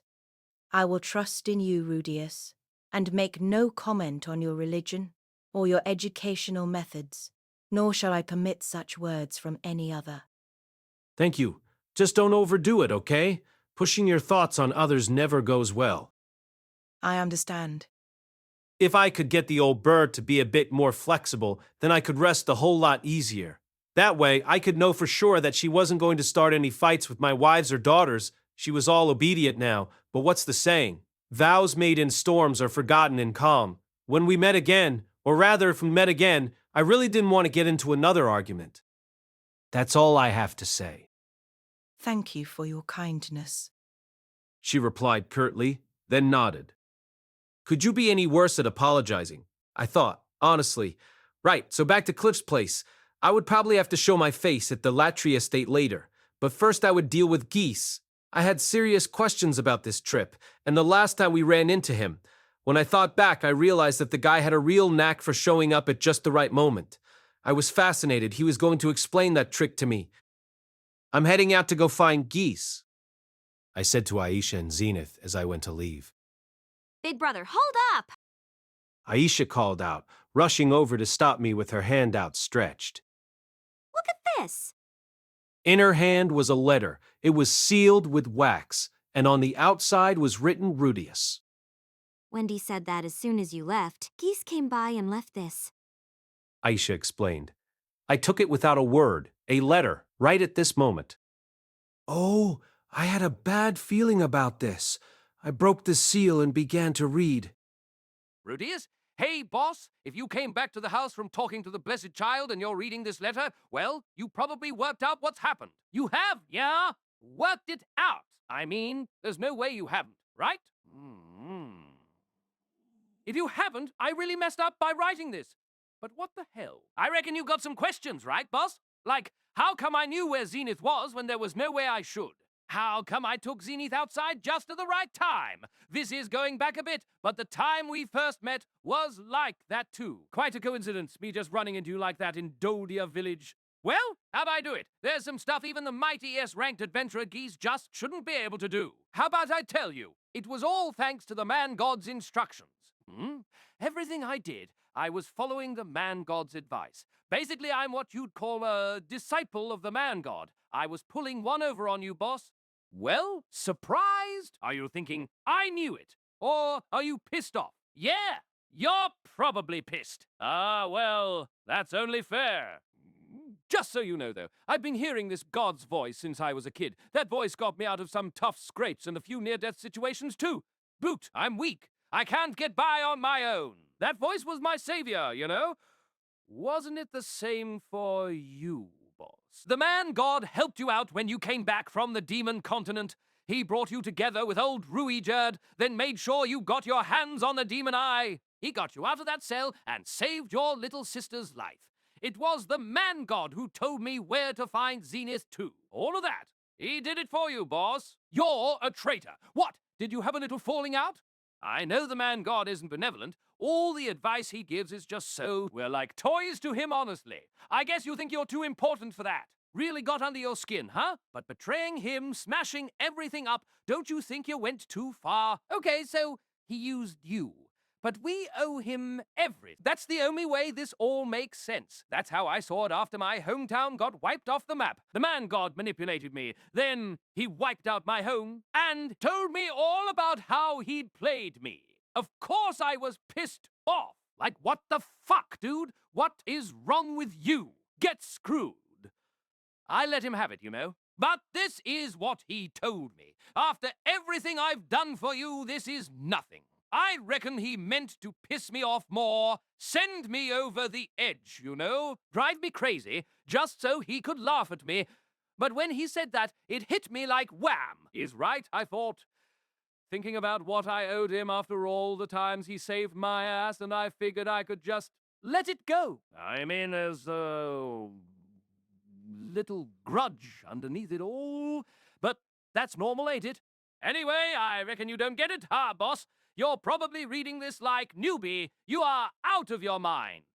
And maybe it feels wrong to you. But not to me. Far as I see it, you're turning your back on your debts, biting the hand that fed you. So, sorry, boss, but I think I'm Team Man God now. This time I was testing the waters, seeing what you were capable of. I got you right in my trap, then set the Temple Knights against you. Looks like you blasted straight through them in the end. But hey, now I know what doesn't work. You messed up. You showed me every trick you got. I'm off to get enough allies so I know I can beat you, then I'll be back to fight you head-on, fair and square. It's war, boss. Plan your funeral. I don't hate you or nothing. We had a good time back at the prison, and I'll never forget our journey on the Holy Sword Highway. The Labyrinth Hunt, too. That was the most alive I'd felt in ages. I haven't forgotten any of that, but that's as far as it goes. I don't hate you, but I don't owe you nothing. I might have my little problems with Man-God, but I owe him. Even when there's hard feelings, you gotta pay what you owe. That's a jinx for both of us, boss. Yours, peace, Nucatia. I sprinted out of the house. Geese! I yelled as I ran. Geese! Geese was my enemy. I didn't know how, but he'd seen the magic armor. He said he was getting ready to face me. How? Next time he'd fight me fair and square. Could I trust that? It didn't matter. If that's what he meant to do, I would stop him. I had to kill him. I kept running all the way to the merchant district until I burst into the mercenary office. I immediately sent a message to Orsted about everything that had happened in Millis, the identity of the man-god's disciple, and the contents of the letter. I wasn't going to wait for an answer. I was going after Geese. One problem, I had no way of knowing where he'd gone. Working alone would be foolishly inefficient. I went back to the church and had them put out a warrant for Geese's arrest. Then I went to the Temple Knights and demanded they send out search parties throughout Millis and the surrounding area. But Geese was a disciple of the man-god. He could see the future. Geese, the guy who got to S-ranked with 0 combat abilities. There was no way in hell I was catching him. Chapter 8. The Traitor Gets Away. Geese Nuxal, the last of the Nuka tribe. Weak point, combat. Strong point, everything else. Despite being hopeless with a sword and a dunce at magic, he persevered and managed to become an S-ranked adventurer. That was the Geese who Orsted knew. Geese had always been consistent, regardless of my movements, and so I decided that he could not be a disciple until now.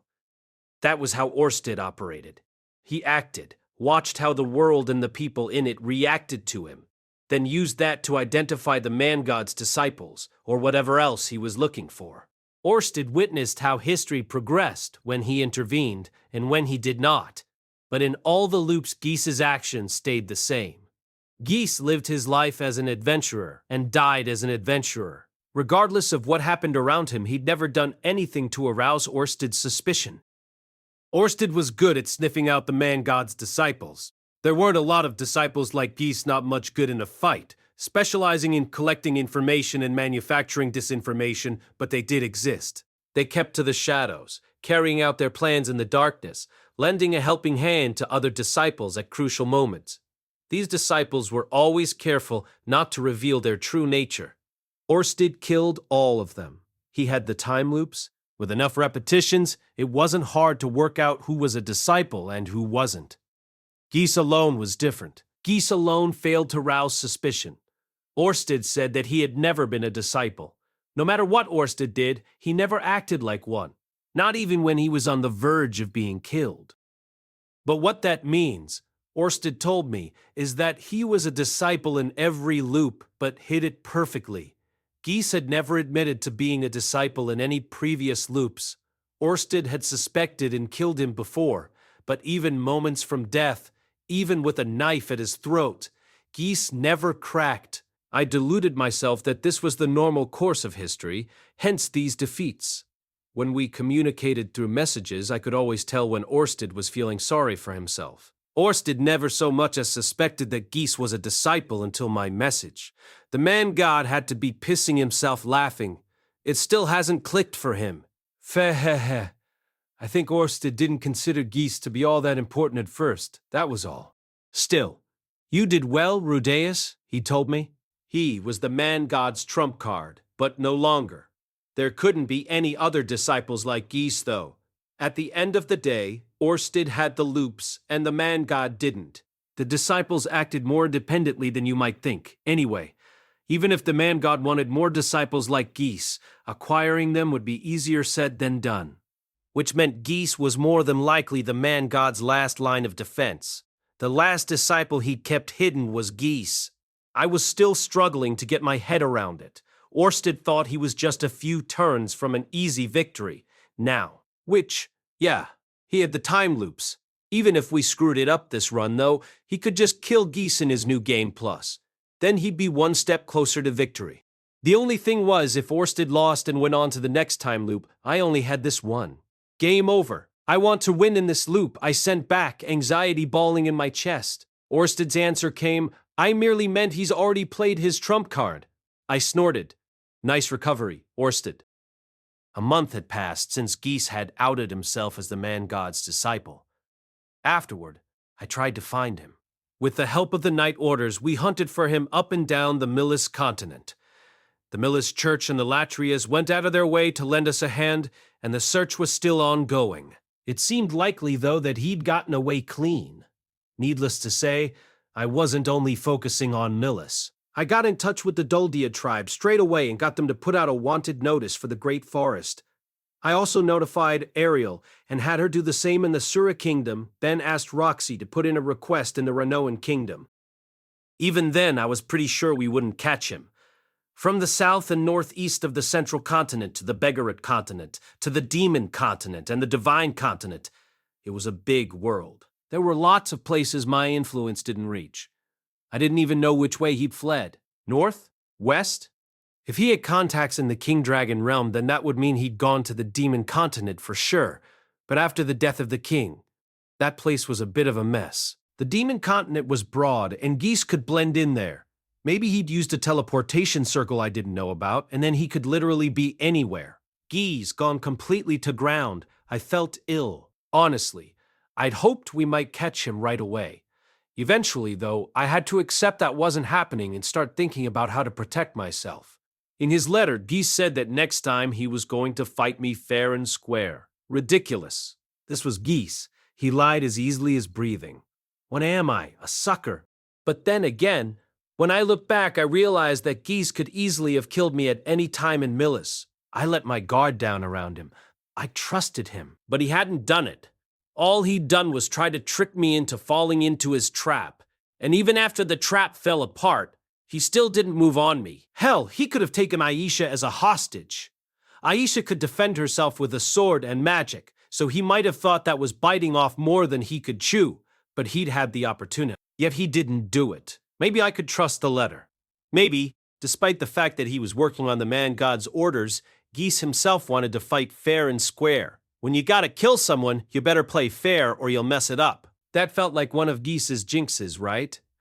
But I could be wrong. He might want me to think that while actually plotting the opposite. For all I knew, he was actually hiding out in a cupboard in Cliff's house, waiting to slit my throat with a poison knife when I fell asleep. Imagining guys in the walls isn't helping. I hadn't been attacked yet, which meant Geese hadn't gathered his forces in advance. He was probably out there somewhere right now, gathering allies. He was coming for me, but not yet. That was what I tried to tell myself. In reality, I couldn't shake the feeling that I might get attacked at any moment. I was scared. Now, while I was busy hunting for geese, Aisha had all the work setting up the mercenary band office under control. She chose a branch manager, recruited members, and came up with a plan for business going forward. Usually everything needed my approval, but Aisha handled all of it. The Latrias helped take care of Zenith, so it took a lot of pressure off of her. But even when taking that into account, her efficiency was off the charts. She even thought of me in the middle of this. A month after geese went missing, Eris arrived on dispatch to the Holy Country of Millis. She came via teleportation circle. She came to protect me. When she arrived, she was in full battle mode. Rather than normal civilian clothes, she wore the overcoat of a sword king and carried 2 swords, a bold announcement to anyone in viewing distance that here was a warrior they ought to know about. Now that I'm here, it'll all be fine. I'll cut them all in half. Dumb move on Geese's part, turning against you. Wormy guy was right when he was all law. No, I'm no match for the boss, no way! Hearing her chatter away, cheerful as anything, settled my nerves a bit. I wasn't going to get caught up in a battle and murdered this week, I consoled myself. On some level, I probably even believed it. Eris, I said, then wrapped her in my arms. That turned into fondling her breasts, at which point she beat me to death. As my consciousness faded, everything became clear. This had been Geese's plan all along. Finn, Buck, anyway, joking aside. Now that things had settled down a bit, it was time to get organized, and not the Cassiclier Bassage. First up, take Geese at face value. Assuming he really was assembling his forces to attack me head-on, there were 3 things I needed to do. 1. Find Geese. 2. Make the magic armor and myself stronger. 3. Hammer out a counter-strategy. When I saw it laid out like that, this is what I'd been doing all along. The only difference was that now, instead of 80 years, I had a significantly compressed timeline. Just a couple years to get good. And Geese was no average dude. Who knew what a fair and square, head-on attack would look like coming from him? Would he come at me with numbers or with skill? According to Orsted, there weren't many out there who could beat me when I had my magic armor on. Even so, I'd learned firsthand the other day how numbers could tip a battle. If he could get 15 or so world-class warriors who could coordinate like the Temple Knights had in a fight, I'd be toast. He would need time to find people like that, though. There weren't a lot around. A year, maybe 2. I felt pretty confident it would take that long at an absolute minimum. Caught in a trap carefully constructed over the course of years, and with numbers on his side, even I couldn't squeeze my way out of it. The Temple Knights had a shot at winning for a sec there, and a disciple of the man-god would be so much worse. I just had to stop him before it got to that. I'd travel around the world and make allies of his targets before he could get to them. If he'd already turned some of them, then I'd take them out before they could gang up on me. In every job going forward, no matter how minor, I had to look for enemies. I could narrow down Geese's probable location to either the Demon Continent as a whole and potentially to the King Dragon Realm if I really had to guess. Yeah, the Demon Continent seemed particularly likely. Ruffians like Atofe would probably jump at the chance to fight when they heard Geese was trying to take me down. I'd planned to leave the Demon Continent till last, but it looked like we were moving it up the list. I could probably prioritize stopping by the King Dragon Realm, though. That was where Death God Randolph was, and he beat me in the souped-up version, too. He would make a solid ally. I wanted to get to him first. With that, my course was set. The mercenary band was still in its teething stages, but the Latrias and the church were here to back it up. So long as the 2 Millis church big shots were bringing us work, the office should be able to stay afloat for the time being. I'd achieved the bare minimum of what I came to Millis to do. It was time to head back to the main office in Sharia. Then Orsted and I could hammer out the rest of our plan. But first, time to say goodbye. I called in at the Latria estate where I introduced Eris and announced that I was returning home. I see. Even faced with Eris, who wasn't exactly a lady, she didn't betray any disapproval. It looked like she'd taken my words to heart. The only emotion I could detect was, faintly, disappointment. I assume you will be taking Zenith with you. That's right. I take my responsibility to care for her seriously. Very well. While Aisha and I were running ourselves ragged, Zenith had instead stayed with the Latrias for the past month. Claire said she'd been pretty active. Perhaps it was the nostalgia of being back in the house she'd grown up in. Apparently, she wandered around the estate and often went out to look at the gardens. She always wanted to be outside. She was as vacant as ever, but it was clear she was making the most of being back in her old hometown. Every man and woman in the Latria estate watched her with sadness. In the end, I didn't get to meet Edgar or Anise, all because of Geese. I asked Claire to pass along the message that I would absolutely set aside time to visit when I was next in Militian. It pains me I didn't get to lay eyes on Norn again. We'll be back. Next time, I'll bring Norn. And my kids, too. Aisha, well, I can't guarantee anything with her.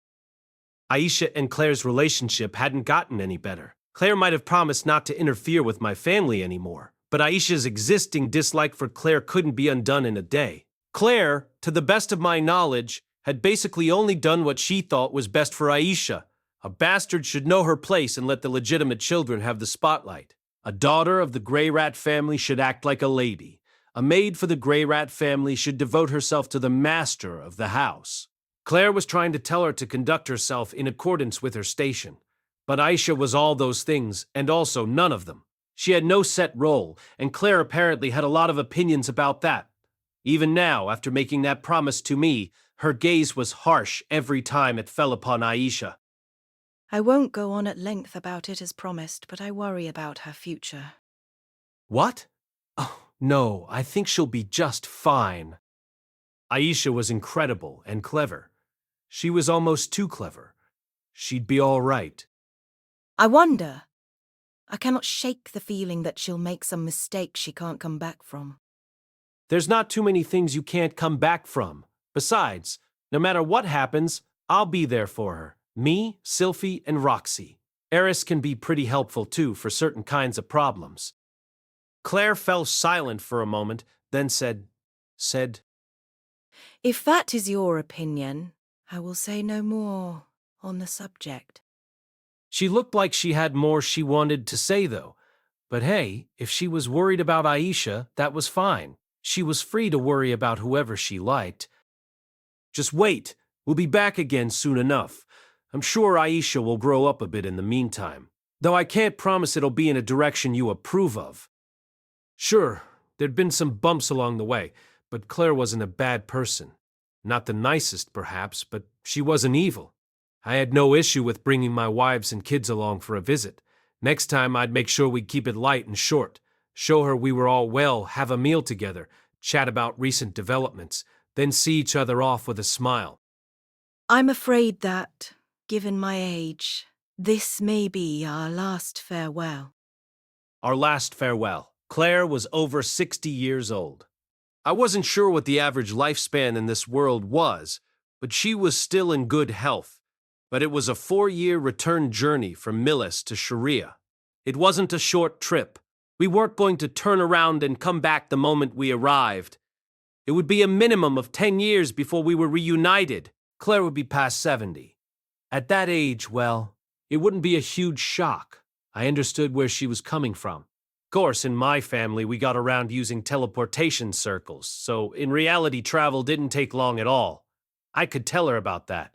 But at the same time, I didn't like making it widely known that I was teleporting everywhere. It was safer to keep it close to the chest in case someone used that against me. Also, teleportation was a worldwide taboo. It was still used in some capacity by the Asura Kingdom, and the King Dragon Realm, and probably by the royal family in Millis, too. But those were the 3 greatest nations in the world, and even they kept quiet about it. Rudeus, thank you for bringing Zenith back to me. She bowed her head to me. Apparently, she and Zenith had taken a carriage to see a play of all things the other day. Claire frowned through the whole thing, but one of the servants said it was a long, long time since the mistress of the house looked so happy. I'll be back, soon. The words were out before I had time to stop them. But... I will definitely be back. Claire smiled. The last thing she said to me, still beaming, was, Zenith raised a good boy. I went to say goodbye to the blessed child, too. I had 2 parting gifts for her. In the past month, Aisha had found a Militian artisan to make something for her. So, my first gift was an armband almost identical to my own.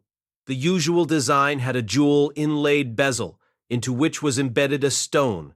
For this one, I made the stone myself with earth magic. It was black and glossy, and engraved with the emblem of the dragon god. It ought to convey to anyone who saw it that the wearer was one of his followers. The second gift, a scroll Orsted, sent me to summon a guardian beast. I showed up with my gifts and had the blessed child sent for, only for the simp squad to come out to meet me. Therese was with them too. She dodged the transfer. Apparently a petition with my name on it had helped with that. Still, she got a demotion instead, so she wasn't commanding the blessed child's guard anymore. A new captain had been appointed, so now Therese served under her as a sort of deputy. As it happened, the new captain turned out to be a bit inflexible. The armband was one thing, but the idea of using unknown summoning magic inside the church was rejected as totally outrageous. But I made her do things my way. This is a gift from the dragon god Orsted to the blessed child to thank her for her protection of his humble servant Rudeus. You, a mere guard captain, have no right to interfere. I was bad luck for these people's careers. The beast that emerged from the scroll turned out to be a silver owl. It was about a meter tall, smaller than Leo, but fairly imposing, and its golden eyes had something awe-inspiring about them.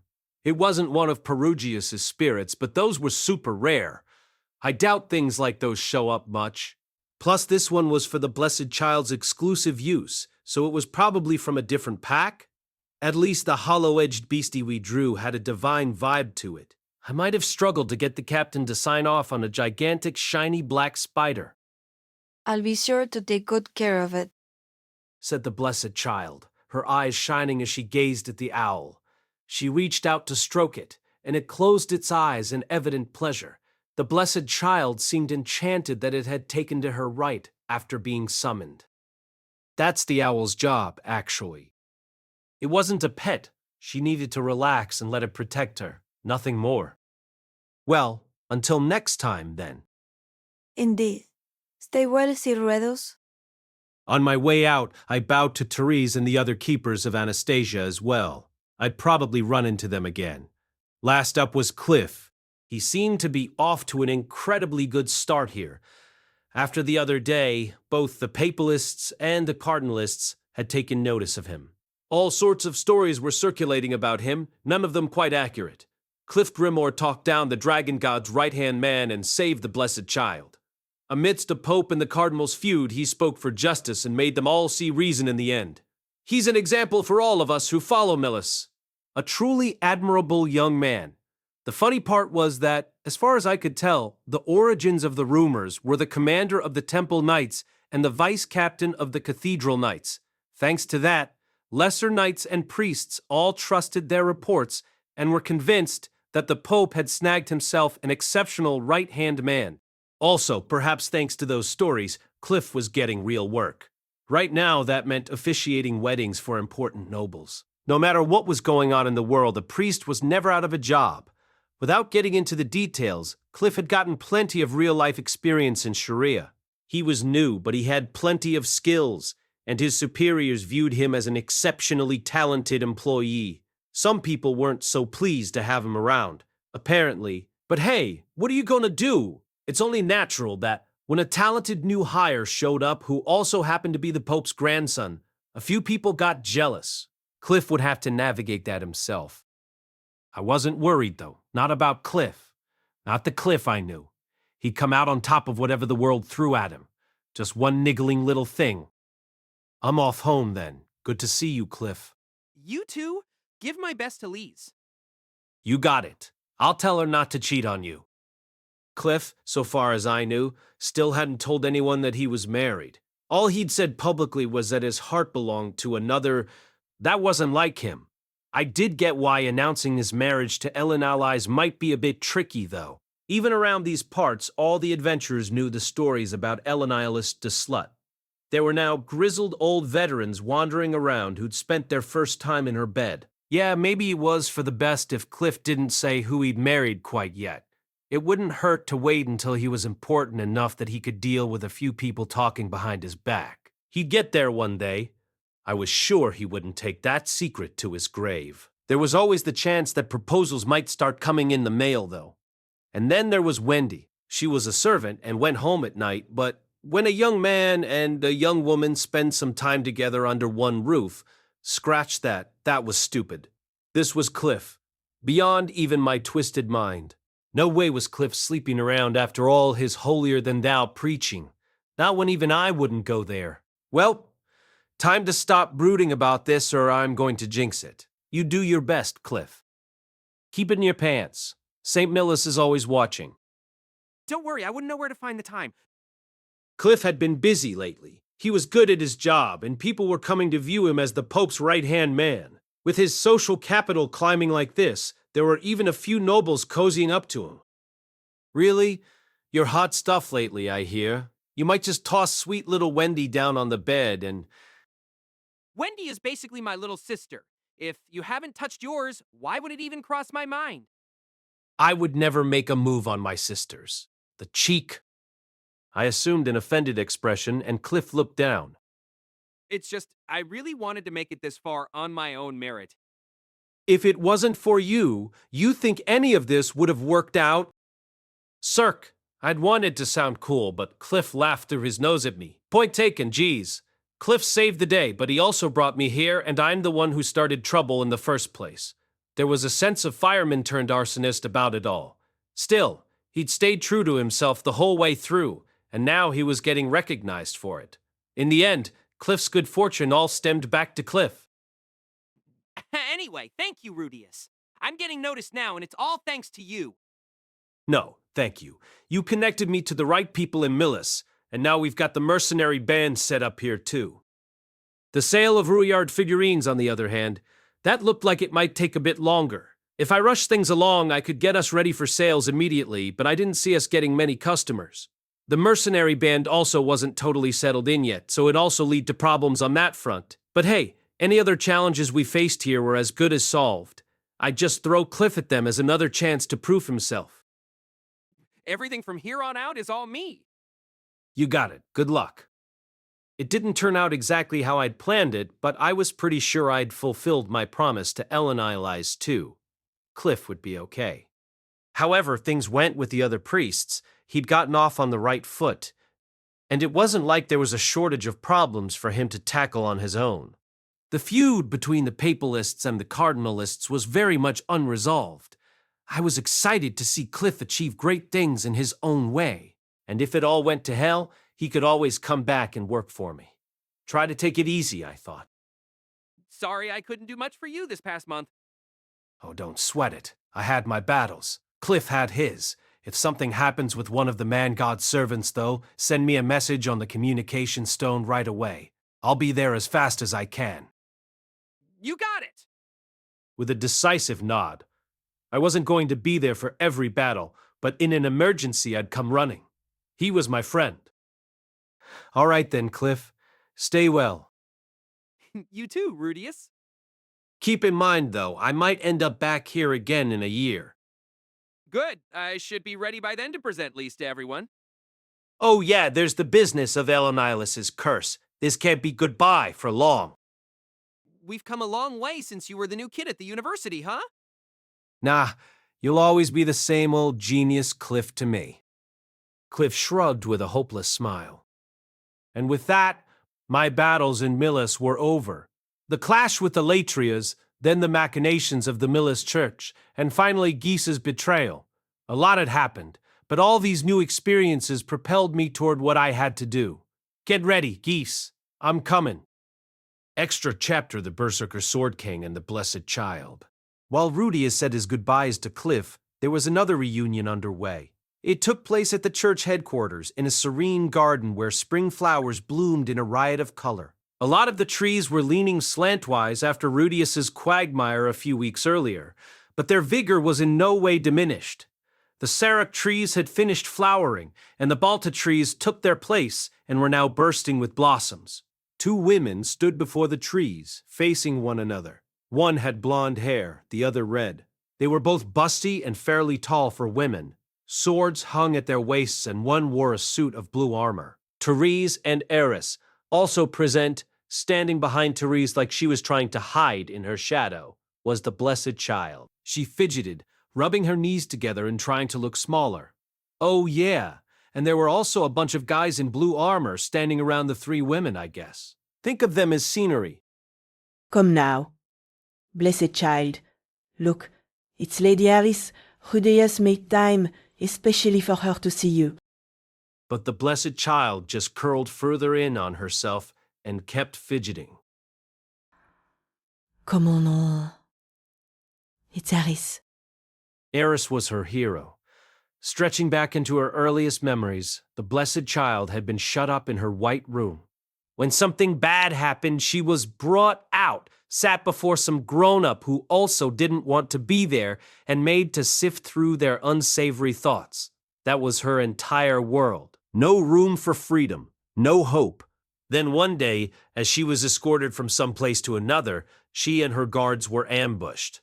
Surrounded by assassins, she was sure her life was about to end. But she didn't feel especially frightened or concerned for her own life. She quietly welcomed her fate. And then, Eris arrived. Her movements were all so direct, yet none of the attackers could keep up with her. All they saw was an afterimage of red hair burned into their minds. She was brilliant. From the first fraction of a moment she laid her eyes on Eris, the Blessed Child saw a divine, righteous beast. "I'm glad the child's unharmed," she had said. It wasn't until they returned to the church that the Blessed Child realized that the glorious warrior meant her. She realized that she'd been saved. Then she remembered that she'd seen the woman's eyes, and therefore knew her name. Eris. Her name was Eris. Eris Rudeus Greyrat. The Blessed Child said it out loud, replaying the memory in her mind. From that moment on, she idolized the Eris in her memory. She started to imitate Eris. She reacted to things with wild exclamations and she roared her decisions. She shoveled down mountains of food. All this endeared her to her guards, the keepers of Anastasia, which only encouraged the Blessed Child to love Eris even more. A long time had passed since she first started to model herself after Eris. Her own personality and the ideal woman in her mind were perfectly enmeshed with one another. She wore it like a second skin. Around this time, she met Rudeus. Through him, she became reacquainted with Eris secondhand.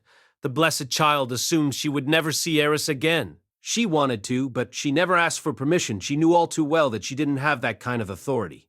But when she heard that Eris was here, in Millis, she couldn't help herself.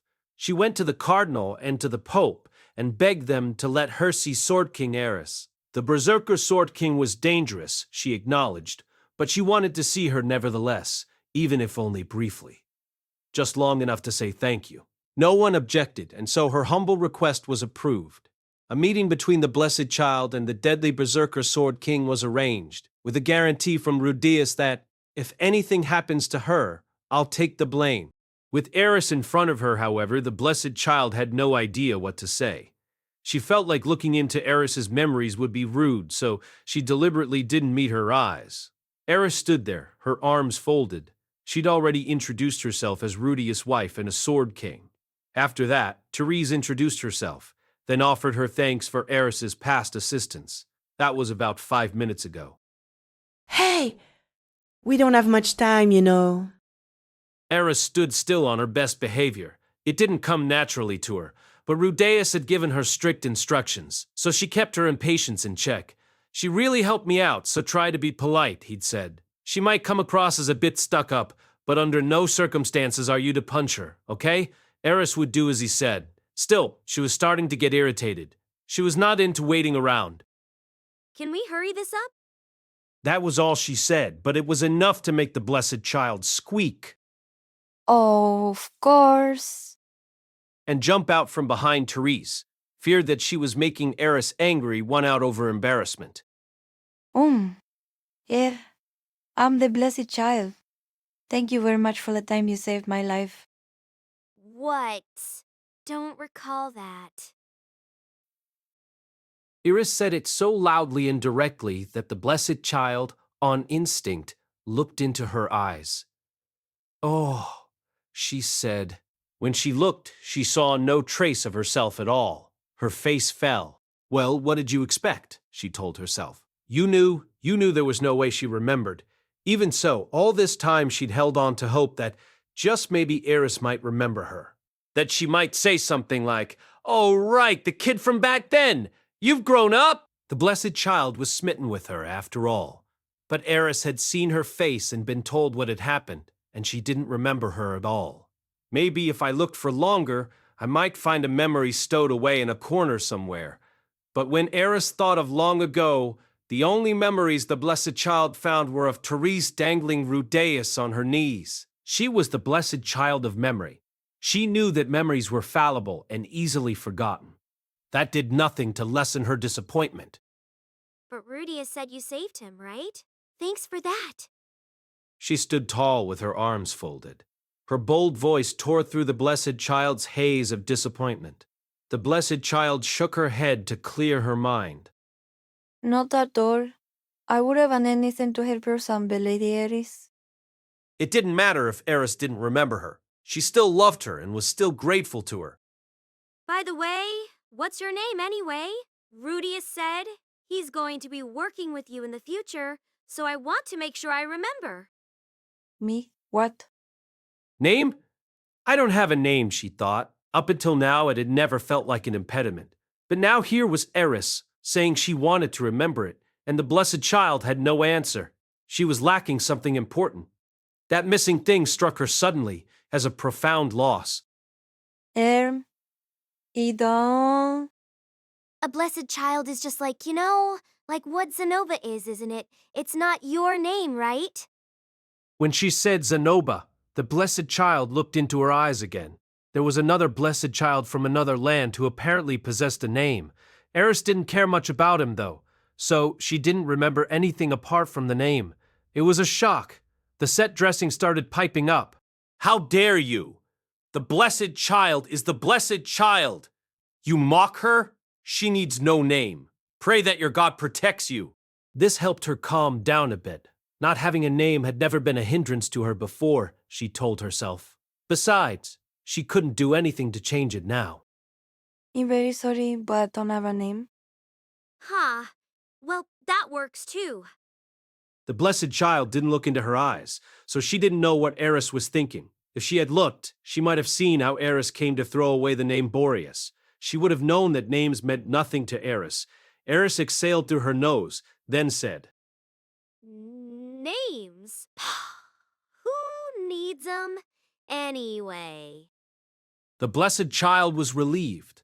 In all her life, this was the most she'd ever agonized over whether to look into someone's eyes. It was rather surprising to hear you were here, though. I didn't think you were in the country. Yeah! Rudeus's jimmies are still rustled, so I came running. Real fast. Eris knew that the teleportation circles had to be kept secret, but the blessed child, who was well aware of their existence, giggled. Did you really? You are quite incredible, Lady Eris. Damn right! She looked pleased now, and the atmosphere of the whole garden relaxed. Sensing this, the blessed child decided she would flatter Eris more, which could only make the exchange more pleasant.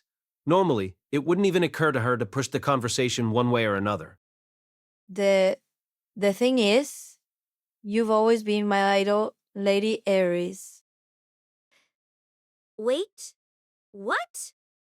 Yes, so please tell me how I can be like you. Eris looked down at the blessed child. She saw her round face, her plump arms, and her fluffy, out-of-shape body. You want to be like me? Ido, I always wanted to be as cool as you, like the way you talk. She noticed that Eris had drawn her sword too late. Only 2 of her guards were quick enough to react. They were 2 of the best swordsmen in the Temple Knights, and both already knew that they were doomed. Eris's sword was already moving. There was no sword or even Eris anymore, merely a flash of light in the air. But they sensed something had been cut and severed. Something. How dare you? You didn't.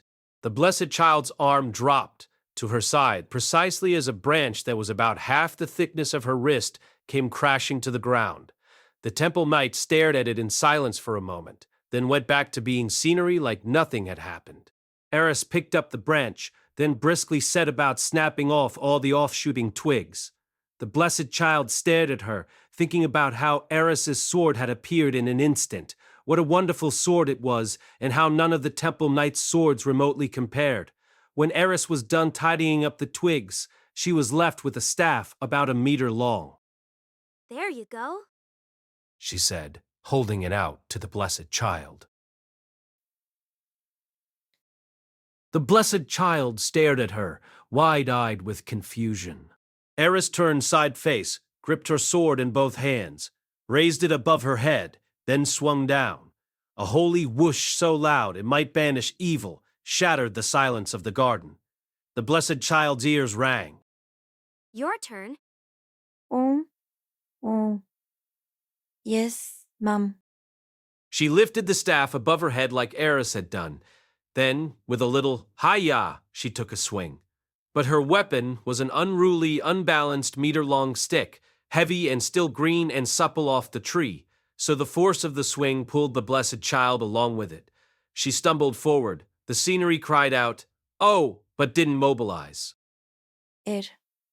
How do I do? Lower your body more, then relax your elbows and try to swing with your back. Try again. Yes, Mama. She kept swinging the staff without a clue what was going on. Every time she swung, Eris gave her advice. You've got to use your voice when you swing. 1, 2, 1. The Temple Knights didn't get involved. They didn't understand it either, but they could see that Eris wasn't a threat to the Blessed Child, and so they saw no need to put a stop to things. Plus, it was cute seeing her swinging that stick around. The captain eventually tried stepping in, but the other knights held her back. The entire skirmish between props played out without anyone on the main stage noticing. Calavery, Eris, me arms. Yeah.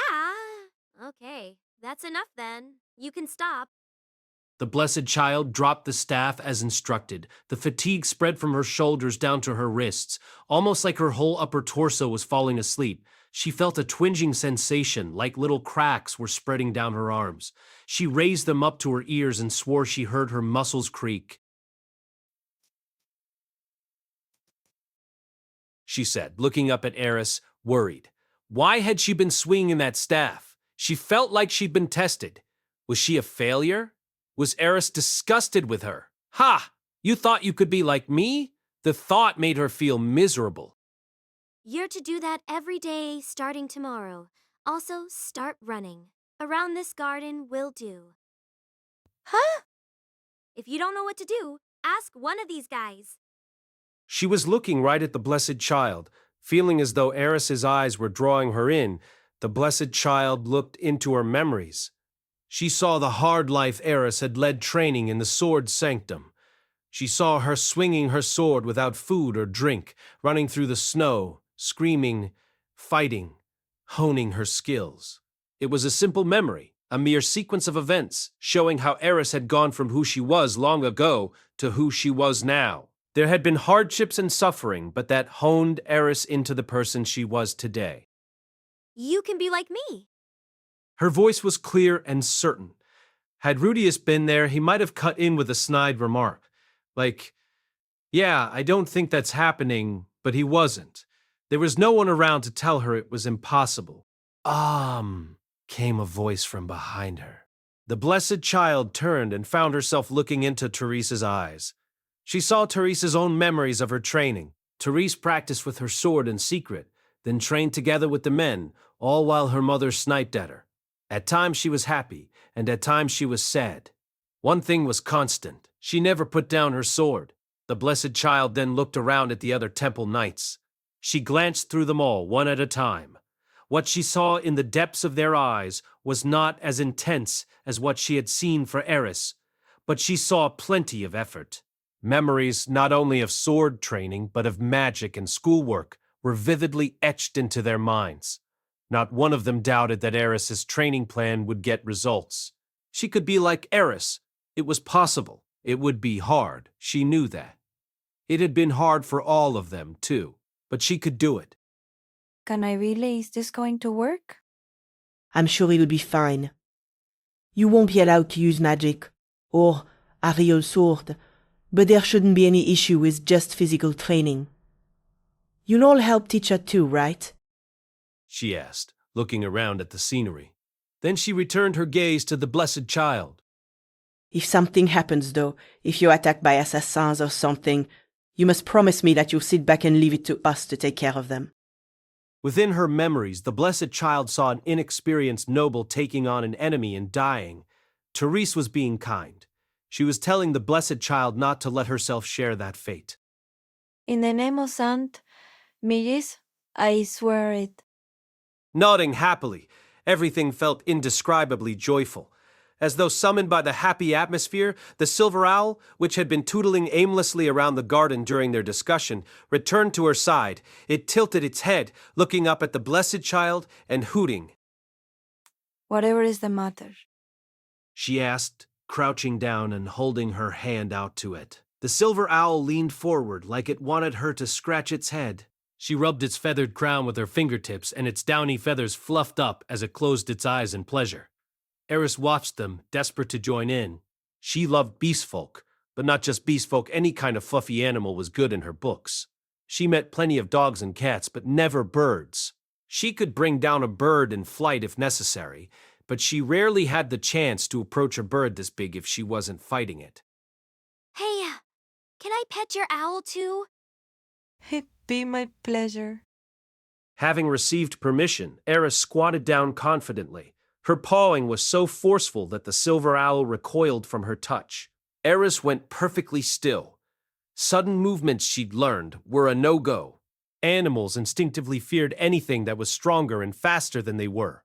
Forcing submission made them obedient, but if you wanted them to like you, you had to convince them that you weren't a threat. Linnea had told her that while submitting to Eris in bed one time, in fact, ever since she'd started acting on that advice, all the pets at Rudeus' house stopped being so terrified of her. Now they simply closed their eyes and accepted their fate. Eris reached out, slow as anything. The silver owl didn't move. It watched her with nervous eyes and huffed a little, but it seemed to respect its mistress's wishes and didn't pull away.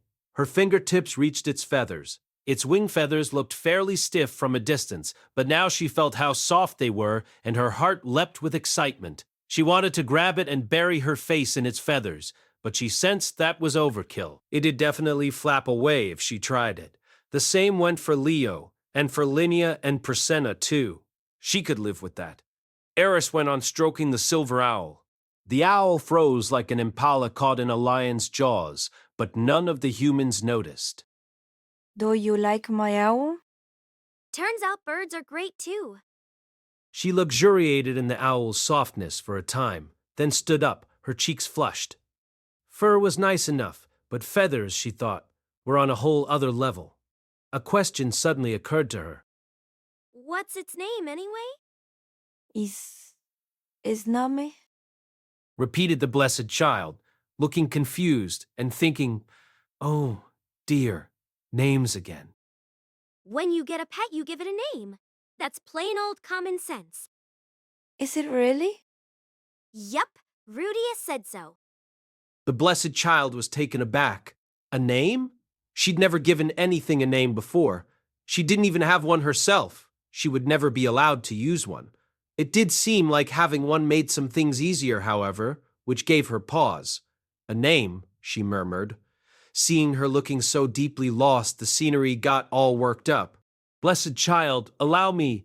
No, allow me. Just then, a man appeared in the garden, an intruder on their private meeting. Hey, Eris, I'm all done now. Our hero, returned from his farewell with Cliff, and feeling a touch sentimental, was... No, hold on, strike that. Like I had time to wallow around feeling sentimental, I was getting ready for battle. I had to be a robot, a sentinel. Anyway, there's a little insight into how Rudeus was feeling as he entered the garden, his face set. What happened? She's picking a name. A name? He looked around the garden. The Blessed Child looked troubled, and the otaku watched her nervously. The newly appointed captain looked as though she had no idea what was going on. Teresa's smile was strained. That told him all he needed to know. Oof, that's a tricky one. I'm sure Eris wasn't trying to be mean, though. Oh, would you choose a name for me, Rudeus? I'd be so grateful. She couldn't choose one herself, but she was sure it would be a piece of cake for Rudeus. Wait, me? Are you sure? Incredibly so. Rudeus frowned, looking between Eris and the Blessed Child. He had to make a good choice, but he'd shown up mere seconds ago and his brain was stalling. His thoughts ran around and around in circles like a hamster wheel, then ground to a halt. That hamster was pooped. Then a name popped into his mind, a remnant of his past life that reminded him of the Blessed Child, her soft voice, and the joy she spread. Okay, how about Nurse? Nurse? Why, that's a wonderful name. She said, then squatted down to pet Nurse's head. Starting today, your name is Nurse. Watching her, Rudeus let out a little gasp of surprise. Is something the matter? No, it's nothing, he said, averting his eyes. Exactly like someone hiding something would do. She wondered what might be on his mind, but otherwise she felt perfectly satisfied. She had gotten to see her beloved Eris, and her owl had a name. She also had her training, starting tomorrow. It had, she thought, been a very good day. Thank you so much for coming today, Lady Eris. I'll be back. And when I'm back, I'll take another look at your form. Yes, Maman. Eris was satisfied too. She got to stroke the owl. That was more than enough for her. The same went for the scenery. Eris gave them a bit of a scare when she pulled out her sword, but if the Blessed Child was happy, they were happy. Starting tomorrow, all of them thought, I'll be there to give her footholds and handholds, and whatever else she needs for her training. Rudeus alone stood sweating, thinking, ah, crap, as he kept his face down. Therese was the only one who noticed. Just who did you think you were naming? She thought. She didn't say anything, though. She just smirked. Nurse watched them all, its head cocked to one side. And so, Eris got herself another apprentice. Starting the next day, the Blessed Child started to lose weight, which made the Temple Knights treat her even more like a pop idol. But that's a story for another time. Mushoku Tensei Volume 21 by Rifujin Namaganot, cast by Artel Studio. If you are interested in creating your own audio drama like this, please visit artel.ai and use promotion code ARTEL to activate your account. Now, enjoy the story. After that, I would kill everyone who threatened the Blessed Child, even if it meant sacrificing myself. Thus, what you say is impossible. It is impossible that the Blessed Child would ever be put in harm's way. His eyes were totally deranged. Therese listened. The wheels in her mind turned more slowly until, at last, the gears re-engaged. Dustbin, she realized, was a fanatic. He was madly dedicated to the Millis doctrine, and that was why he pledged his life to defending the Blessed Child. She was the reincarnation of Saint Millis himself, the symbol of his faith. He worshipped her and would do anything to protect her. His was an unwavering belief. He never doubted. All of the keepers of Anastasia were like that. As she thought this, Teresa's desire to marry him vanished like a bubble bursting. Her heart came around to the realization that she'd misjudged him. Why had she wanted to marry a guy like him? She knew he was like this. She'd lost her mind, she'd gotten desperate and forgotten who this was, and then she'd mistaken what she wanted to see for reality. She was thoroughly convinced so long as he was good-looking, that was enough. Therese was left with only one option. Well said. That is the quality that makes you worthy amongst all the faithful to protect the Blessed Child. Thank you, Captain. You honor me. From this day forth, you are to be ever vigilant, and I'm sure you never again make such a blunder. You have my word, Captain. With that, Teresa's pride was safe. As deputy captain, she had tested the faith of her subordinate who had brazenly presented himself before someone who could under no circumstances be allowed to know his true identity. She determined that he could be allowed to continue as a member of the Keepers of Anastasia. No deputy captain would ever try to seduce her subordinate because she was desperate to get married. That was ridiculous. But Captain, that performance was brilliant. I was horrified.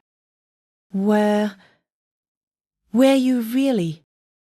The way your eyes glittered, I never thought you'd really come on to me like that, Captain. I'm horrifying. She shouldn't have to put up with this. Not from this dipshit lackey. She'd really given it her best shot. Sure, she still wished she'd applied herself to learning proper manners back at school. But even so... I was captivating. Huh? I was so beautiful, so gorgeous, you weren't sure if you could restrain yourself. Right? Cold sweat ran down Dust's forehead. His back was sticky, and a tremor rattled his legs. Fear, dustbin of the keepers of Anastasia, whose unshakable faith allowed him, unflinching to face down even the strongest opponents, was scared. I could just marry you, you know. In fact, maybe I should. You're a careless guy. How can I know something like this won't happen again? If you marry me, you at least don't have to worry about any more marriage proposals. But I'm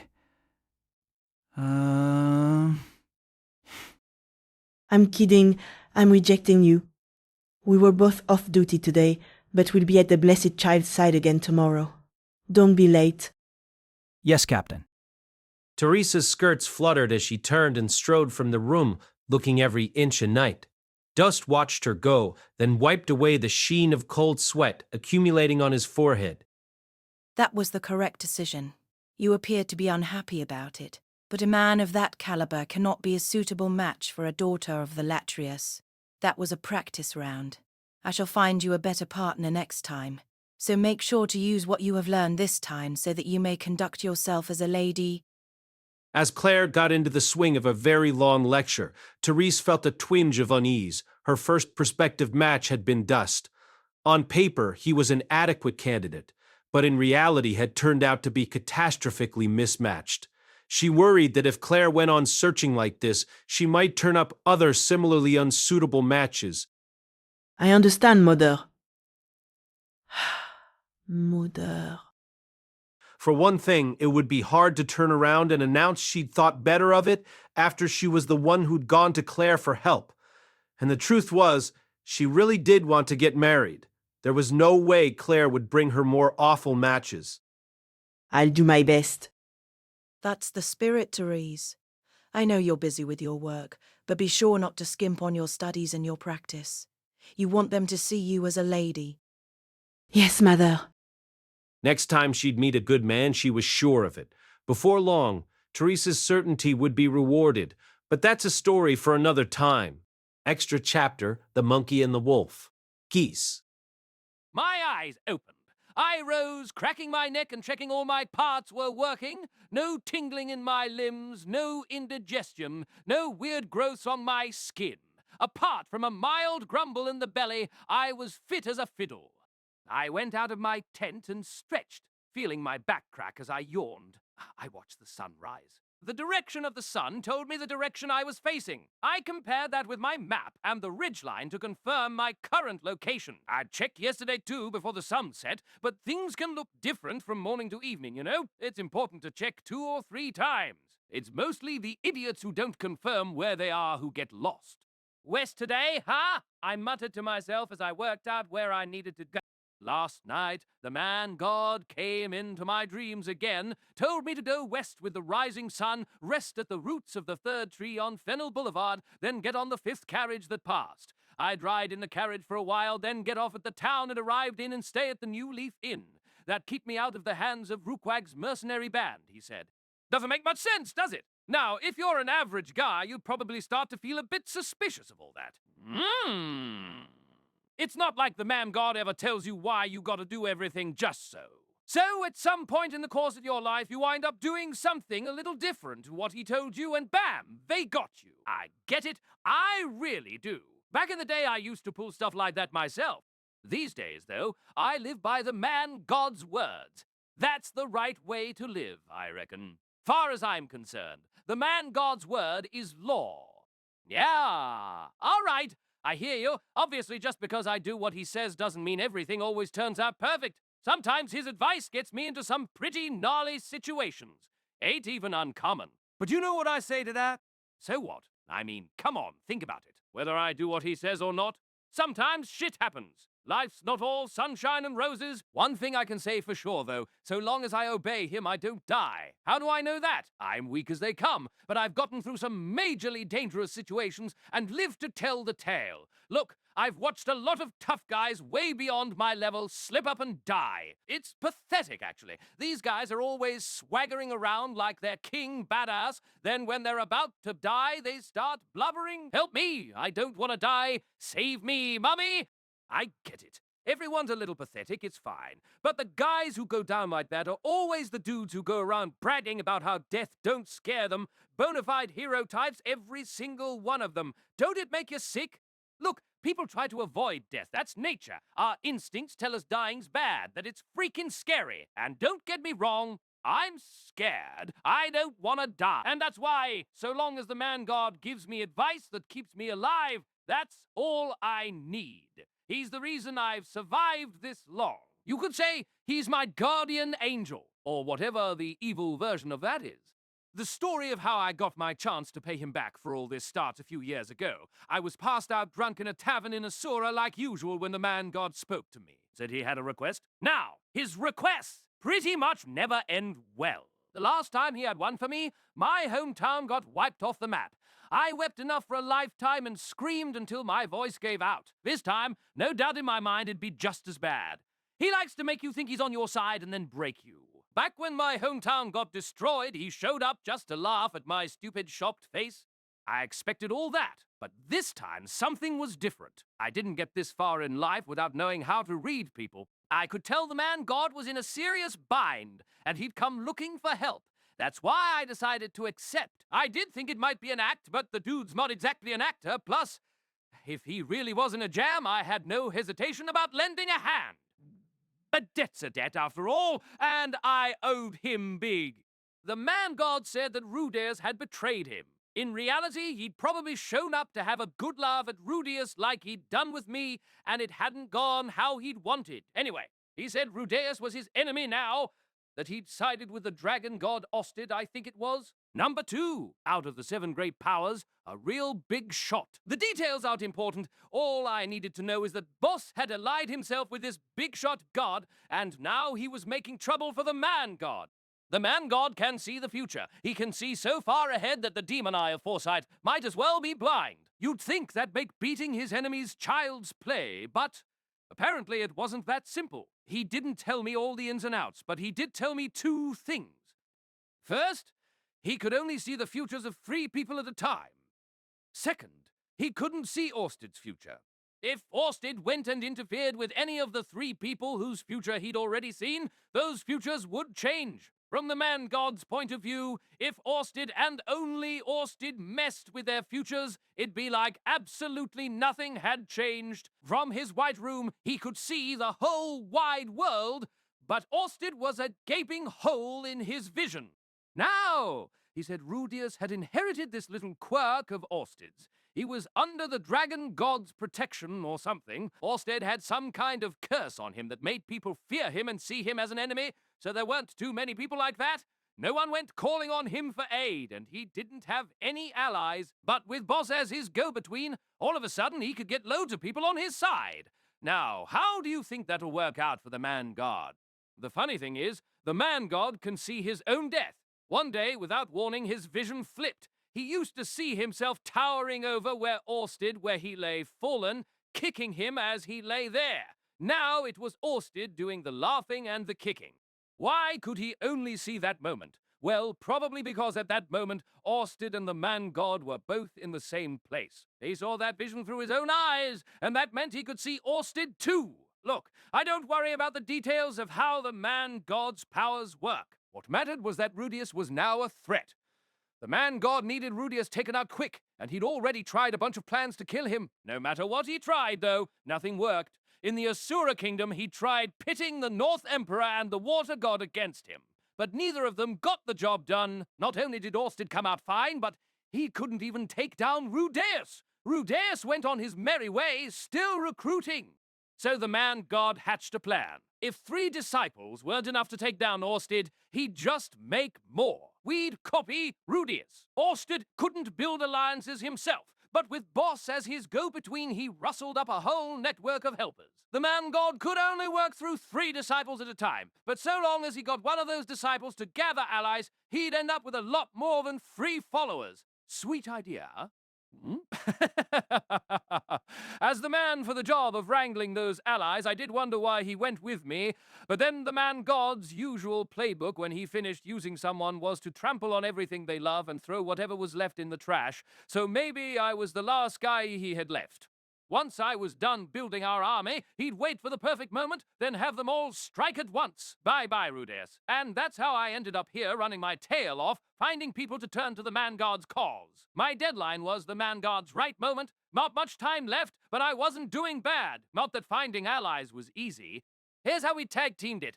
The man-god told me that guy. And then I went and met them, buttered them up with my best smooth talking, and then told them to be at the meeting point for the right moment. Everyone the man-god had sent me after so far was sketchy as hell. They could get the job done for sure, but they were all a little cockeyed, or they only seemed to half follow what I was talking about, or they had some weird issues, or I just couldn't get a read on them at all. I mean, hey, that's probably why they'd sit still while a guy like me was talking. Main problem was that there weren't a lot of them, including me. I could count us all on 2 hands. What they lacked in numbers, they made up for in muscle. From world-famous warriors to dudes who'd fit right into Millis fairy tales, they were all top of the class. I tried to suggest that maybe we should just hire a couple of 100 generic types who'd work for gold or whatever instead, but that got the thumbs down. The man-god was nervous about traitors. He wasn't wild about this business of taking on people whose futures he couldn't see. Fair enough. The man-god isn't exactly popular. You didn't have to be a genius to know what would happen if Rudeus showed up to win hearts and minds. Boss might not look it, but he's got a knack for getting people to follow him. Worried about something? He'll be there worrying with you. Got a problem? He'll be there to solve it with you. No matter how much you lag behind, he'll wait for you to catch up, and even though he's got crazy power levels, he's nice to guys who don't. That's why we couldn't rely just on numbers. The man-god was right. Self-deprecating? Also, sorry to say, I'm not the charismatic type. I can't work a crowd. Every ally was a potential enemy, so we couldn't take on too many. We'd also be more likely to end up with idiots who didn't listen to the plan. That was all you needed to turn a winning position into a losing one. So we stuck with a select few. If nothing else, these guys wouldn't turn traitor. They turned out to be pretty useful for all their quirks. With their help, we'd suss out Rudeus and Orsted's weak points. Maybe I'm speaking out of line, but I reckon he could probably be a bit more trusting, you know? It wouldn't even matter who they were if we had numbers on our side. It'd really increase our options. You don't get the big money unless you take a few risks. At the end of the day, though, he's the boss. I'm the disciple. His word goes. The chief did have a few words for me this time, though. Why didn't you kill Rudeus when you had the chance? You could have poisoned him. Yeah, sure. The thing is, I gotta be true to myself. How to put it? Well, betraying Boss would, if you look at it from the right angle, be the same as betraying Paul, right? I could never have betrayed Paul, so how could I murder his son, right? Man's gotta have a code, you know? The man-god didn't buy it, but I know myself. Say I'd tried to poison Rudeus or whatever, I reckon I'd have choked before I went through with it. Along the way, I'd have gotten cold feet. But after he turned traitor, there's no more. I've made my mind up for real now. Rudeus Greyrat is my enemy. So here I am, present day, getting ready to set off for yet another day of sniffing out hidden talent to join the case. How many was I up to now? 3? 4? Every one of them so far was worth an army by themselves. I never thought I'd get to meet this caliber of guy, let alone talk to them. Far as I was concerned, they were all the stuff of legends and way out of my league. When I started talking to them, though, they were surprisingly mean. Okay, it shouldn't have come as a surprise, but they were all just guys.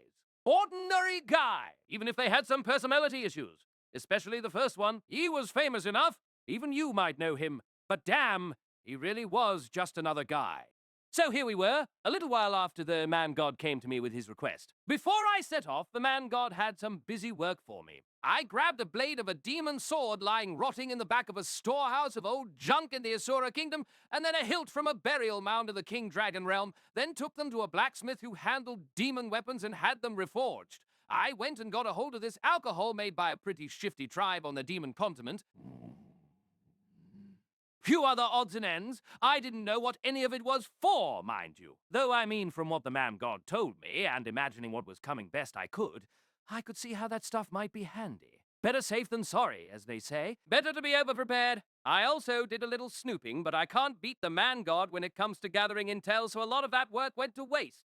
After all that, I headed north on the man-god's instructions. Unlike Rudeus, I didn't have any ancient dragon tribe displacement relics, so I was limited by travel time. But there were a few other teleportation circles around, funnily enough. I didn't know if Orsted knew about them or not. He didn't seem to be using them, so I used them to get around. There are only a few of them, and they couldn't get you absolutely everywhere, but they came in handy. On the man-god's say-so, I went to the town closest to my final destination, stocked up on cold weather gear, then plodded out into the snow that was just beginning to pile up. I was heading for a ravine in the middle of a forest, and the forest was home to monsters. I'd definitely run into some. A guy like me had no business going in alone without any weapons or defense. But I had a few tricks up my sleeve. The man-god told me that if I entered the forest at the right time, then did the right thing at the right moment, I could get from A to B without being bothered. For example, he said, when you reach a cave beneath a great tornel tree, stop and count slowly to 20 before moving on. I did as he told me, checking underneath each tornel tree I passed. There was no chance I'd miss it. If the man-god said there was a cave, it'd be there. There'd be no sign it worked, and no explanation why I ought to do it. I'd stand there in front of a little hole, maybe just big enough for a kid to hide inside in the softly falling snow, and count slowly to 20. I wouldn't look inside or pull anything out of it. Nothing would come crawling out. If everything went perfect, best case scenario, nothing would happen. Without a hope in hell of understanding what I was doing, I'd hurry off on my way. Oh, but if I hung out just a second longer, something real bad would happen. Now I'm no slouch, so I could guess what's what. I'm an S-ranked adventurer. I knew what kind of monster made its nest in this hole. This was where snowbucks, these beasts kinda like giant deer, lived when they were infants. They spent the winter there, then came out in spring. They holed up to protect themselves against their natural predators. Basically, every other flesh-eater and monsters. The head honcho in this forest, well, that be the ice-claw tiger. They burrow through the snow after their prey, then pounce when you're least expecting it. I never noticed a thing, but hell, I probably was being stalked by an ice-claw tiger. This here, though, was an easier, tastier meal. May the little baby snowbuck rest in peace. Anyway, that's how it works when you can see the future. Things might be dangerous, but there's no need to worry about dying. Nothing unexpected happens. You might get a few scrapes, some bruises, but you always get the job done. I got through the forest that way. Just outside the forest, I found the ravine. A cold wind cut through it. The cliff walls were all sheeted in ice. Chunks of it floated in the river that ran along the bottom. Brr, I shivered. Cold didn't do it justice. I wanted to get the hell out of there right quick, but I swallowed that feeling and set off. I walked for half a day alongside the icy ravine until I found a path leading down the cliff face. I followed it down, then continued further up the ravine until I found him. He sat leaning against a huge boulder, cradling his sword. A campfire blazed in front of him where a hunk of meat on a spit sizzled as it roasted. I didn't need to ask to know what kind of meat it was. I could see the carcass lying just behind the man and his fire. It was covered in white scales, the color of snow, and had enormous talons and fangs. A snow dragon, an S-ranked monster. These monsters were sudden mutations of the A-ranked white drake. They were twice the size of a white drake, breathed ice, and could use high-level water magic. Their wings weren't for flying, but for helping them jump. They used their muscular legs to kick off the walls of the ravine and leap down on their prey. They weren't technically dragons, but they were still closer to a dragon than a white drake. They were as strong as dragons, hence that name Snow Dragon, you see. They were seriously rare, and tyrannized and devoured whole flocks of white drakes. Not the kind of monster you went hunting alone. This guy seemed to have taken this bad boy down all by himself. I wasn't surprised or anything. I knew he was the sort of guy who could do it, and now we were going to have a talk. When I got near enough to him, a shiver shot up my spine. This guy would kill me. He didn't have to warn me. I knew that past this point I'd be stepping in range of his sword, and I'd best be ready to face the consequences. My face felt like it was going to cramp up, but I forced myself to show us. Then, smile fixed in place, I went up to him. It felt kind of wrong for me to be looking down on this guy, but he was sitting down. What was I supposed to do? Yes, he said. It was a challenge, but his voice was deathly calm. He wasn't trying to threaten or intimidate me, just asking indifferently after my sudden appearance, like you might ask someone's name. So I answered, I'm Geese. I didn't ask your name, he replied. All right, read that wrong. I wondered where to start. I had a lot to talk to him about. To start off with, though, I decided to just shut up and stand there. Guys like this hate smooth talkers. They had their own method of for you're following along, that method's violence. You know, that thing that I'm no good at. And this guy in particular, his violence was impeccable. Great stuff, world class. No need to break that out here, though. I sure wasn't about to start any. Silence would work fine. What the hell's going on here? He growled. See what I mean? I kept my lips zipped and he started talking all by himself. He wasn't done. The other night, some bastard calling himself God-man or whatever showed up in my dreams saying he wants me to help him out. Said if I heard him out, he'd make my dreams come true. He tells me about this place as proof. When I showed up, I found this thing. He jerked his thumb at the snow dragon carcass behind him. Hey now, Lord Man God, you didn't say nothing about calling him here. If I'd been told to show up here, then found a beast like that waiting, I'd think I'd been tricked. When I was a lad, I ran up against a snow dragon and barely got out with my life, he said. I was going to go back and kill it one day, but along the way, I forgot about it. Would you believe it? I show up and here it is. Aha! So that's your game, I thought. I got it now. The man god was a pro at this kind of thing. Making your dreams come true, or close to it. Anyway, this guy didn't seem to feel like he'd been tricked, even after having a snow dragon set on him. Oh, right, of course, one of those hero types. So I killed it, and now you show up, he went on, then pointed at me. A monkey face? Hey, you said you're called Geese, right? Finally, he looked up at me, and for the first time, I saw his face. He didn't look especially strong. I spend all my time trying to read people, so I can usually tell from their faces whether they're strong or weak. It's not like I judge it off how rough they look. It's all in the expression. People who's strong usually put it all out there. They work hard every day, so they don't think of it like hardship. It's normal. They have a clear image of their own capabilities and they don't waver. That means they don't usually put up a front. This dude wasn't showing off, but he was wavering. Someone had come along and torn everything he thought was true into tiny pieces. Now he was exhausted, out of patience, and at his limit. That was what his... Oh, I got it. I see. He'd gotten his ass kicked. And recently, beaten, half dead. This is someone who thought that wasn't possible, or at least thought he had a few years left before he declined to that point. He'd had his world rocked thoroughly, so that now he didn't know what to think. Sapped of confidence, he'd come here to lick his wounds. Oh, yeah, I know just what your deal is. I've seen it 100 times before. None of them quite so much a cut above the rest as you, but all strong enough in their own right. The look of a big, unbeatable guy despairing after someone cut them down a notch or two isn't a sight I'll soon forget. The thing is, just 'cause you're feeling down doesn't mean all's lost, buddy. This guy was still a master of his craft. I had no doubt I could use him. Explain, he demanded, so at last I opened my mouth. There was so much I had to say to him. After the man god gave me his profile, I'd worked out a bit of a speech, hence why I stayed mum till now. Guys like him, they really fly off the handle like they're having a fit when you start jabbering on, trying to smooth talk 'em. The art of talking's all in making sure you're clear and to the point. First off, right, yeah, so I'm here as a delegate for the man god delay. What? Say what? You ain't heard delegate before? Man, I can't abide unlearned types. Yesh, all right, you got me. I didn't go to school either. Look, the man god will grant your dreams.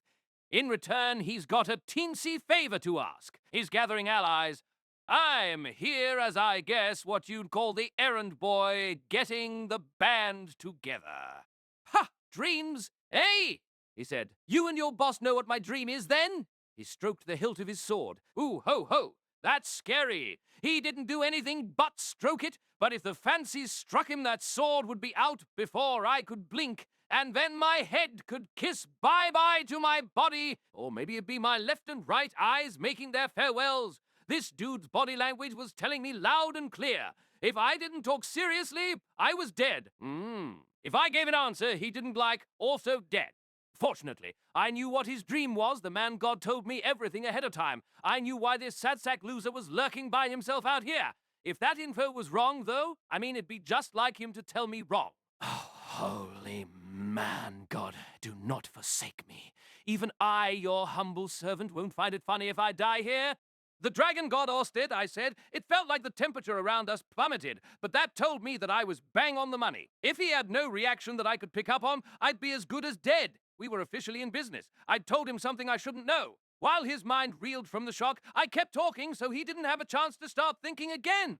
You want to defeat the dragon god Orsted. He beat you once long ago, so you trained to become the strongest there is, and after a fashion you got there. But then you found yourself chained up by the restrictions you set on yourself, no longer even trying to go after your goal, your ultimate enemy. The man god's going after Orsted too.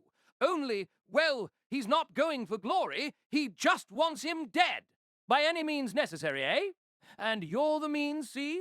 Only, sorry mate, but you don't have a chance all on your lonesome. I'll be inviting a few more to the party. Whoa there, don't glare at me like that. Was anything I said just now wrong? You know full well you're no match against Orsted alone, but I reckon you want to try. Hey, all this time you've wanted it. Otherwise, you'd never have run off from your house where you lived all those years, left behind everything you depended on all that time, ditched your family to come live like a vagabond out here. You could have had a cushy job in government. You could have gone wherever you pleased. Am I wrong? Hey! So what I'm offering you is the right to challenge Orsted. You could roam around out here till the day you die, and you might never run into him. Or he might flat out reject your challenge and send you packing. Stick with me, though, and I'll get you the best possible stage for your showdown. I'll make it so that Orsted will face you no running or hiding. Easy now. I get it. I get what you're thinking. You reckon you're not entitled to take on Orsted. But didn't you swear an oath to yourself back when he beat you last time? You said you weren't gonna ever lose again. Not to Orsted. Not to nobody. And you managed it right up till the other day you were undefeated. And yeah, you lost. You got your second taste of defeat, even after you swore that oath. You got walked all over like how you usually knock out small-timers. And that's why you came slinking off like a dog to trudge around this ravine. You're not even looking for Orsted, you're wandering aimlessly around. Yeah, I get it. You don't deserve it, right? Now that you've been beat just that once, you've lost your right to challenge Orsted. There was a sharp glint in his eyes now. Still, though, he still didn't come at me with his sword. He used his words instead. That's wrong, he said. Yeah, you're right about that. It's all wrong. Totally wrong. He caught my drift. My words were getting through to him. Not deserving? As if you absolutely deserve it. I mean, come on. Who says you've got to be number 2 before you earn a shot at number 1? Just because someone else gotcha, does that mean you can't take on Orsted? Who says? Nobody? Now, when you think about it like that, you've got more of a right than anyone. You spent your whole life working toward it. I saw a shadow in his eyes. He was cracking. One more little push. You ought to challenge Orsted. Who cares about winning or losing? You might be weak past your prime. Who cares? Heck, maybe that's better. It might actually be better. Now's when you get to shake off those chains. You can go and face him without anything hanging over you. Now, sure, maybe you'll get crushed. So what? What are you gonna do? Wander aimlessly till you get old and frail and die like a stray mutt? You're really okay with that? You're not a punk, are you? So what's stopping you? Come on, join me. Then we'll take on Orsted. What do you say? I finished. Then I reached out a hand to him. He didn't say anything. His eyes were shadowy, hesitating, faltering, staring straight at me.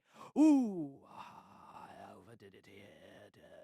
It's always the best policy to dump all the information you've got at once and only give the other guy the chance to think once you've set him on a path. The thing with these kind of standoffs is that if you talk too much, they shut down altogether. He was reacting to some of what I was saying, so I thought I was doing all right. But maybe he wasn't the cerebral type.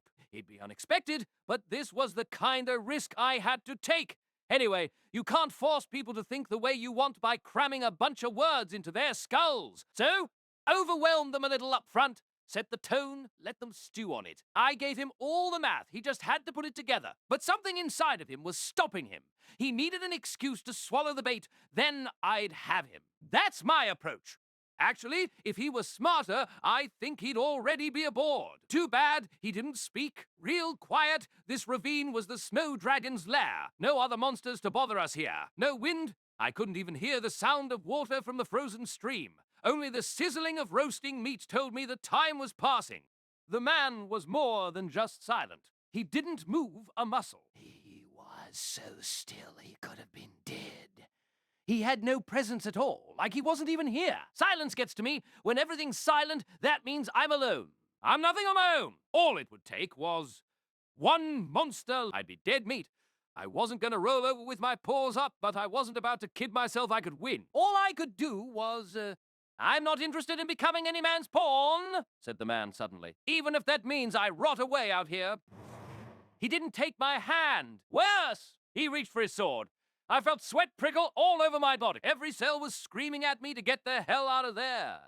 But my brain fought back and told me to stay put. It knew I couldn't get away. This guy could cut me into pieces in a heartbeat. My corpse would be buried in the snow until spring thawed it out and the bugs came to eat me up. But I was still in one piece. He wasn't toying with me. If he wanted to kill me, it'd be over in a second. So why? Just then the man muttered, "Hey, monkey face, why are you doing this?" It felt like he was just giving me a chance to answer before he killed me. You didn't think maybe after you came to me, spout some bullshit, I might just cut your head off and leave your sorry corpse here? The thought occurred to me more than a few times. Every single time I walked up to some raging madman, fighting back the urge to scream, using my tongue and every ounce of my wits to talk him down. Let me ask you, though, you ever think about the pains I've gone to so I didn't piss off guys like you? What dreams your master granting you, eh? What are you doing this for? The man asked. What for? I hadn't expected that question, but it made sense now I thought about it. I must be confusing for others looking in. I'll have you know I'm a faithful servant of the man G. Don't you give that faith crap, he said. A wave of malice washed over me. My legs started shaking like mad. Something within me was twitching. It was so intense it made everything up till now feel like nothing. I started wondering if maybe I wasn't already dead. I've run into my share of devout followers. Maniacs like those Millis Knight orders that'd do anything for their precious god. I don't get that sense from you, not one bit. Whoa there! Don't stereotype me like that. The Millis Knight orders are a bunch of bona fide fanatics. But then, maybe challenging Orsted means I am too. Yeah, putting it like that, it makes sense. Number 2, the 7 great powers, and the opponent this guy gave up his whole life to try and beat, and, well, the only one I'm going to be fighting is Boss. But seeing as it's me, that doesn't change much. Why would someone like me risk my skin to fight an opponent I can't beat? One that's totally out of my league? That's all he's asking. No one would do that without a good reason. But, why though? Why was I doing this for the man god? Now it was my turn to fall silent. When you're talking to guys with a temper, clamming up's tantamount to a death wish. The funny thing was, though, he gave me a little time. I guess when you get to the best of all the angry guys, they've developed a little patience. Everything sank into silence again. My thoughts stretched back, far back, way back to the time from my own birth to when I became an adventurer. Before I met the man God, I was born in a little village in the south of the Demon Continent. I was the 3rd of 5 kids of the village chief.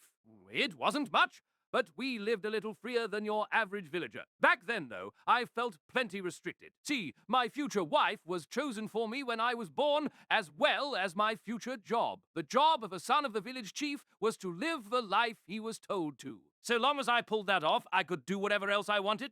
The job they picked was record-keeping. I kept track of the food we grew and caught, the goods we got through trading those with the outside world, the goods we bought. I counted everything in the whole village and wrote it down tidily. That was it. It was important work, thinking about it. Over the years, as I saw shops that keep slipshod books and adventurers who couldn't manage their gold, I got how important it was. All young geese thought back then, though, was that it was boring.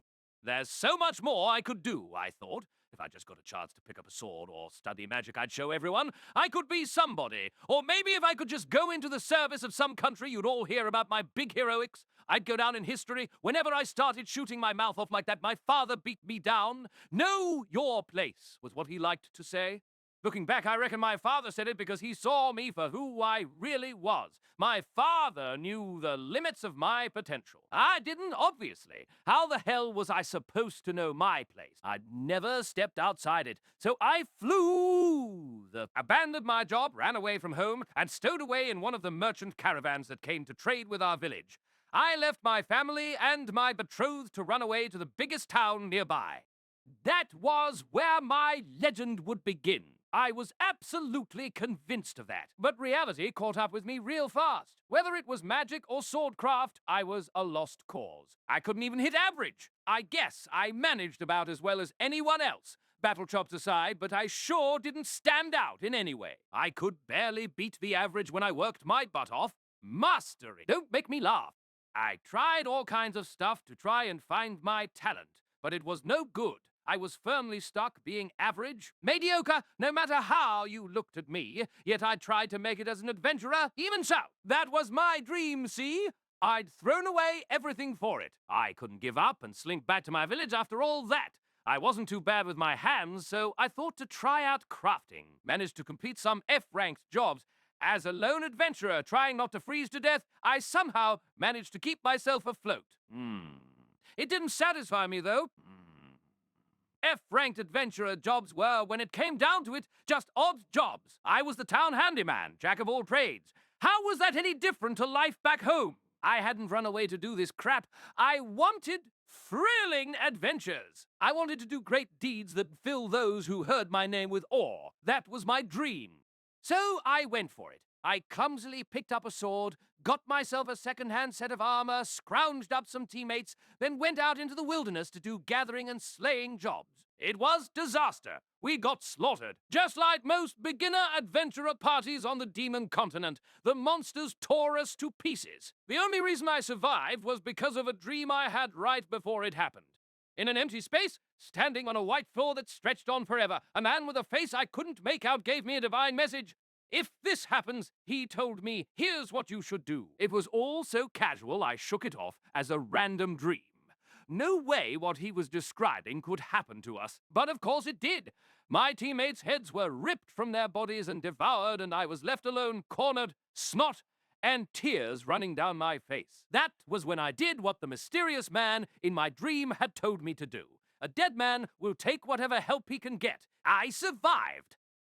From that day forth, Little Geese became a disciple of the man-god, and I thought life as a disciple was basically heaven. The man-god taught me how to fight with a sword and with magic, and while he might not have given me a power on par with the demon eye, he readily told me the future. With that at my disposal, I moved up in the world. I breezed through some seriously nasty situations that I'd never have worked out on my own, which got me noticed by some real powerful guys.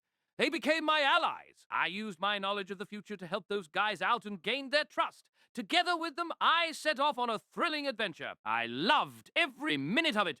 See, didn't it happen exactly like I said? Anything apart from fighting, I've got you covered. I told them, so long as I could go around bragging, I was happy. I felt like I was one of the best. These real powerful guys treated me as an equal, and all the nobodies around us assumed I was a big shot like my peers. What else could I ask for? After my hometown got wiped out and I joined Fangs of the Black Wolf, the man-god didn't tell me the future as much, but I didn't pay it any mind. I was having fun running after Paul anyway. He still popped up a fair bit to save my skin when it counted. The man-god's advice was like a part of who I was. It was thanks to him that I got to be a real adventurer. Part of me, though, felt empty. That feeling was strongest after the Fangs of the Black Wolf split up and I spent a while wandering around by myself. I couldn't shake the feeling that I was a fraud, that I'd never achieved anything myself. If I weren't such a pushover, maybe I could have believed in myself a little, but the fact remained that I couldn't fight to save my life. Without my knowledge of the future, my only purpose was to tag along after really strong, really amazing types and cover their weak points. My whole adventurer persona was just a shell of lies and pride. Self-deprecating, you know how goldfish poop clings to them while they swim? That was me. All I had going for me were cheap tricks and a quick tongue. There wasn't anything, not one thing I was really good at. Was I okay living like this? When it came down to it, what did I even want? Who did I want to be? Those feelings had always been lurking deep inside of me. What I told the gruff guy in front of me was simple. You probably won't understand, but in my whole life I've never been ahead, I said. I wasn't trying to talk him into anything. Right now, I was giving voice to what lay in my heart. I got by on scraps, always trying to get an edge on people, lying and sweet-talking and riding around on other people's coattails. I never, ever achieved a single thing independently. I never had anything I wanted. I had a dream. I wanted to go on an awesome adventure and go down in history. It wasn't so much to ask, was it? Who actually cares about history? That was my one desire, you know, to be special. I got to go adventuring, but I was always tagging after my teammates. I never had them follow me somewhere I wanted to go. I reckon I knew. Deep down, I knew I was borrowing all my power, and anything I achieved with it would be hollow. At any moment, a little gesture from the man-god could take it all away. So, I tried not to want anything. If I set my sights on something, I thought I'd never get it. Just relax, have fun, go with the flow of whatever life threw at me. Then, now there's a jinx to live by, I thought. It's a bit different now, though. The man-god came to me for help. An all-powerful god lowered himself down to ask me. Yes? He needed me. I wasn't trash. I was somebody who mattered. If we won this fight, in other words, that proved that I was special. I'd always been on my guard around everyone, layering up lies upon lies, thinking I was useless. What if this was my chance to be strong, just like I always wanted? That's why, how should I put it? Was that an answer I'd stake my life on, though? Something inside me told me I shouldn't. That all of it was crap, that I already knew what I was worth. I knew it. I knew I was nothing special. Can't swing a sword. Can't use magic. There was the odd thing. I could do better than your guy on the street, but I never mastered anything. I'd always be a jack of all trades and a master of none. A monkey-faced nobody. But I can't let it end like this, I said, and then I shut up. I was surprised at how right those words sounded to me. That's it. That's how I always felt. All this time I thought I was having a good enough time with life, enjoying myself, and one day I'd die in a ditch, and that be that. But deep down I felt different. You can't, said the man. He took his hand off his sword. His eyes were dull now, the gleam from before gone. Ha! If that ain't the truth, you're exactly right. I blurted out what came into my head, but thinking it over, what I said fit this guy's situation pretty perfectly. I can't let it end like this. I couldn't, and neither could he. All right, he said with a savage grin, then reached out and took my still outstretched hand. I'll come be your pawn. It was all so quick. It felt a bit anticlimactic, but what I'd said just now had brought this guy around. This guy, the greatest swordsman in the world, so powerful all humankind knew his name. So, what do I do now? Do I guard you? He asked. No. I felt a smile coming and forced it down. Maybe I didn't need to, but it's not good practice to go around smirking at people. It drives them off. That's another jinx. Write it down. For now, you're to go here, I said, handing him a map. One more thing, if we run into each other, act like you don't know me. This is all top secret. The location of the final showdown was already set. When I wasn't off making invitations to guys like this, I was getting it ready. I was being careful, taking my time to shore everything up I wasn't gonna lose. Fair enough, he said after he took the map. One thing, though, I'm no actor. You don't want to get caught. You best stay out of my way. He started to walk away. It was like he didn't give a damn about me, like I wasn't even here. I like that.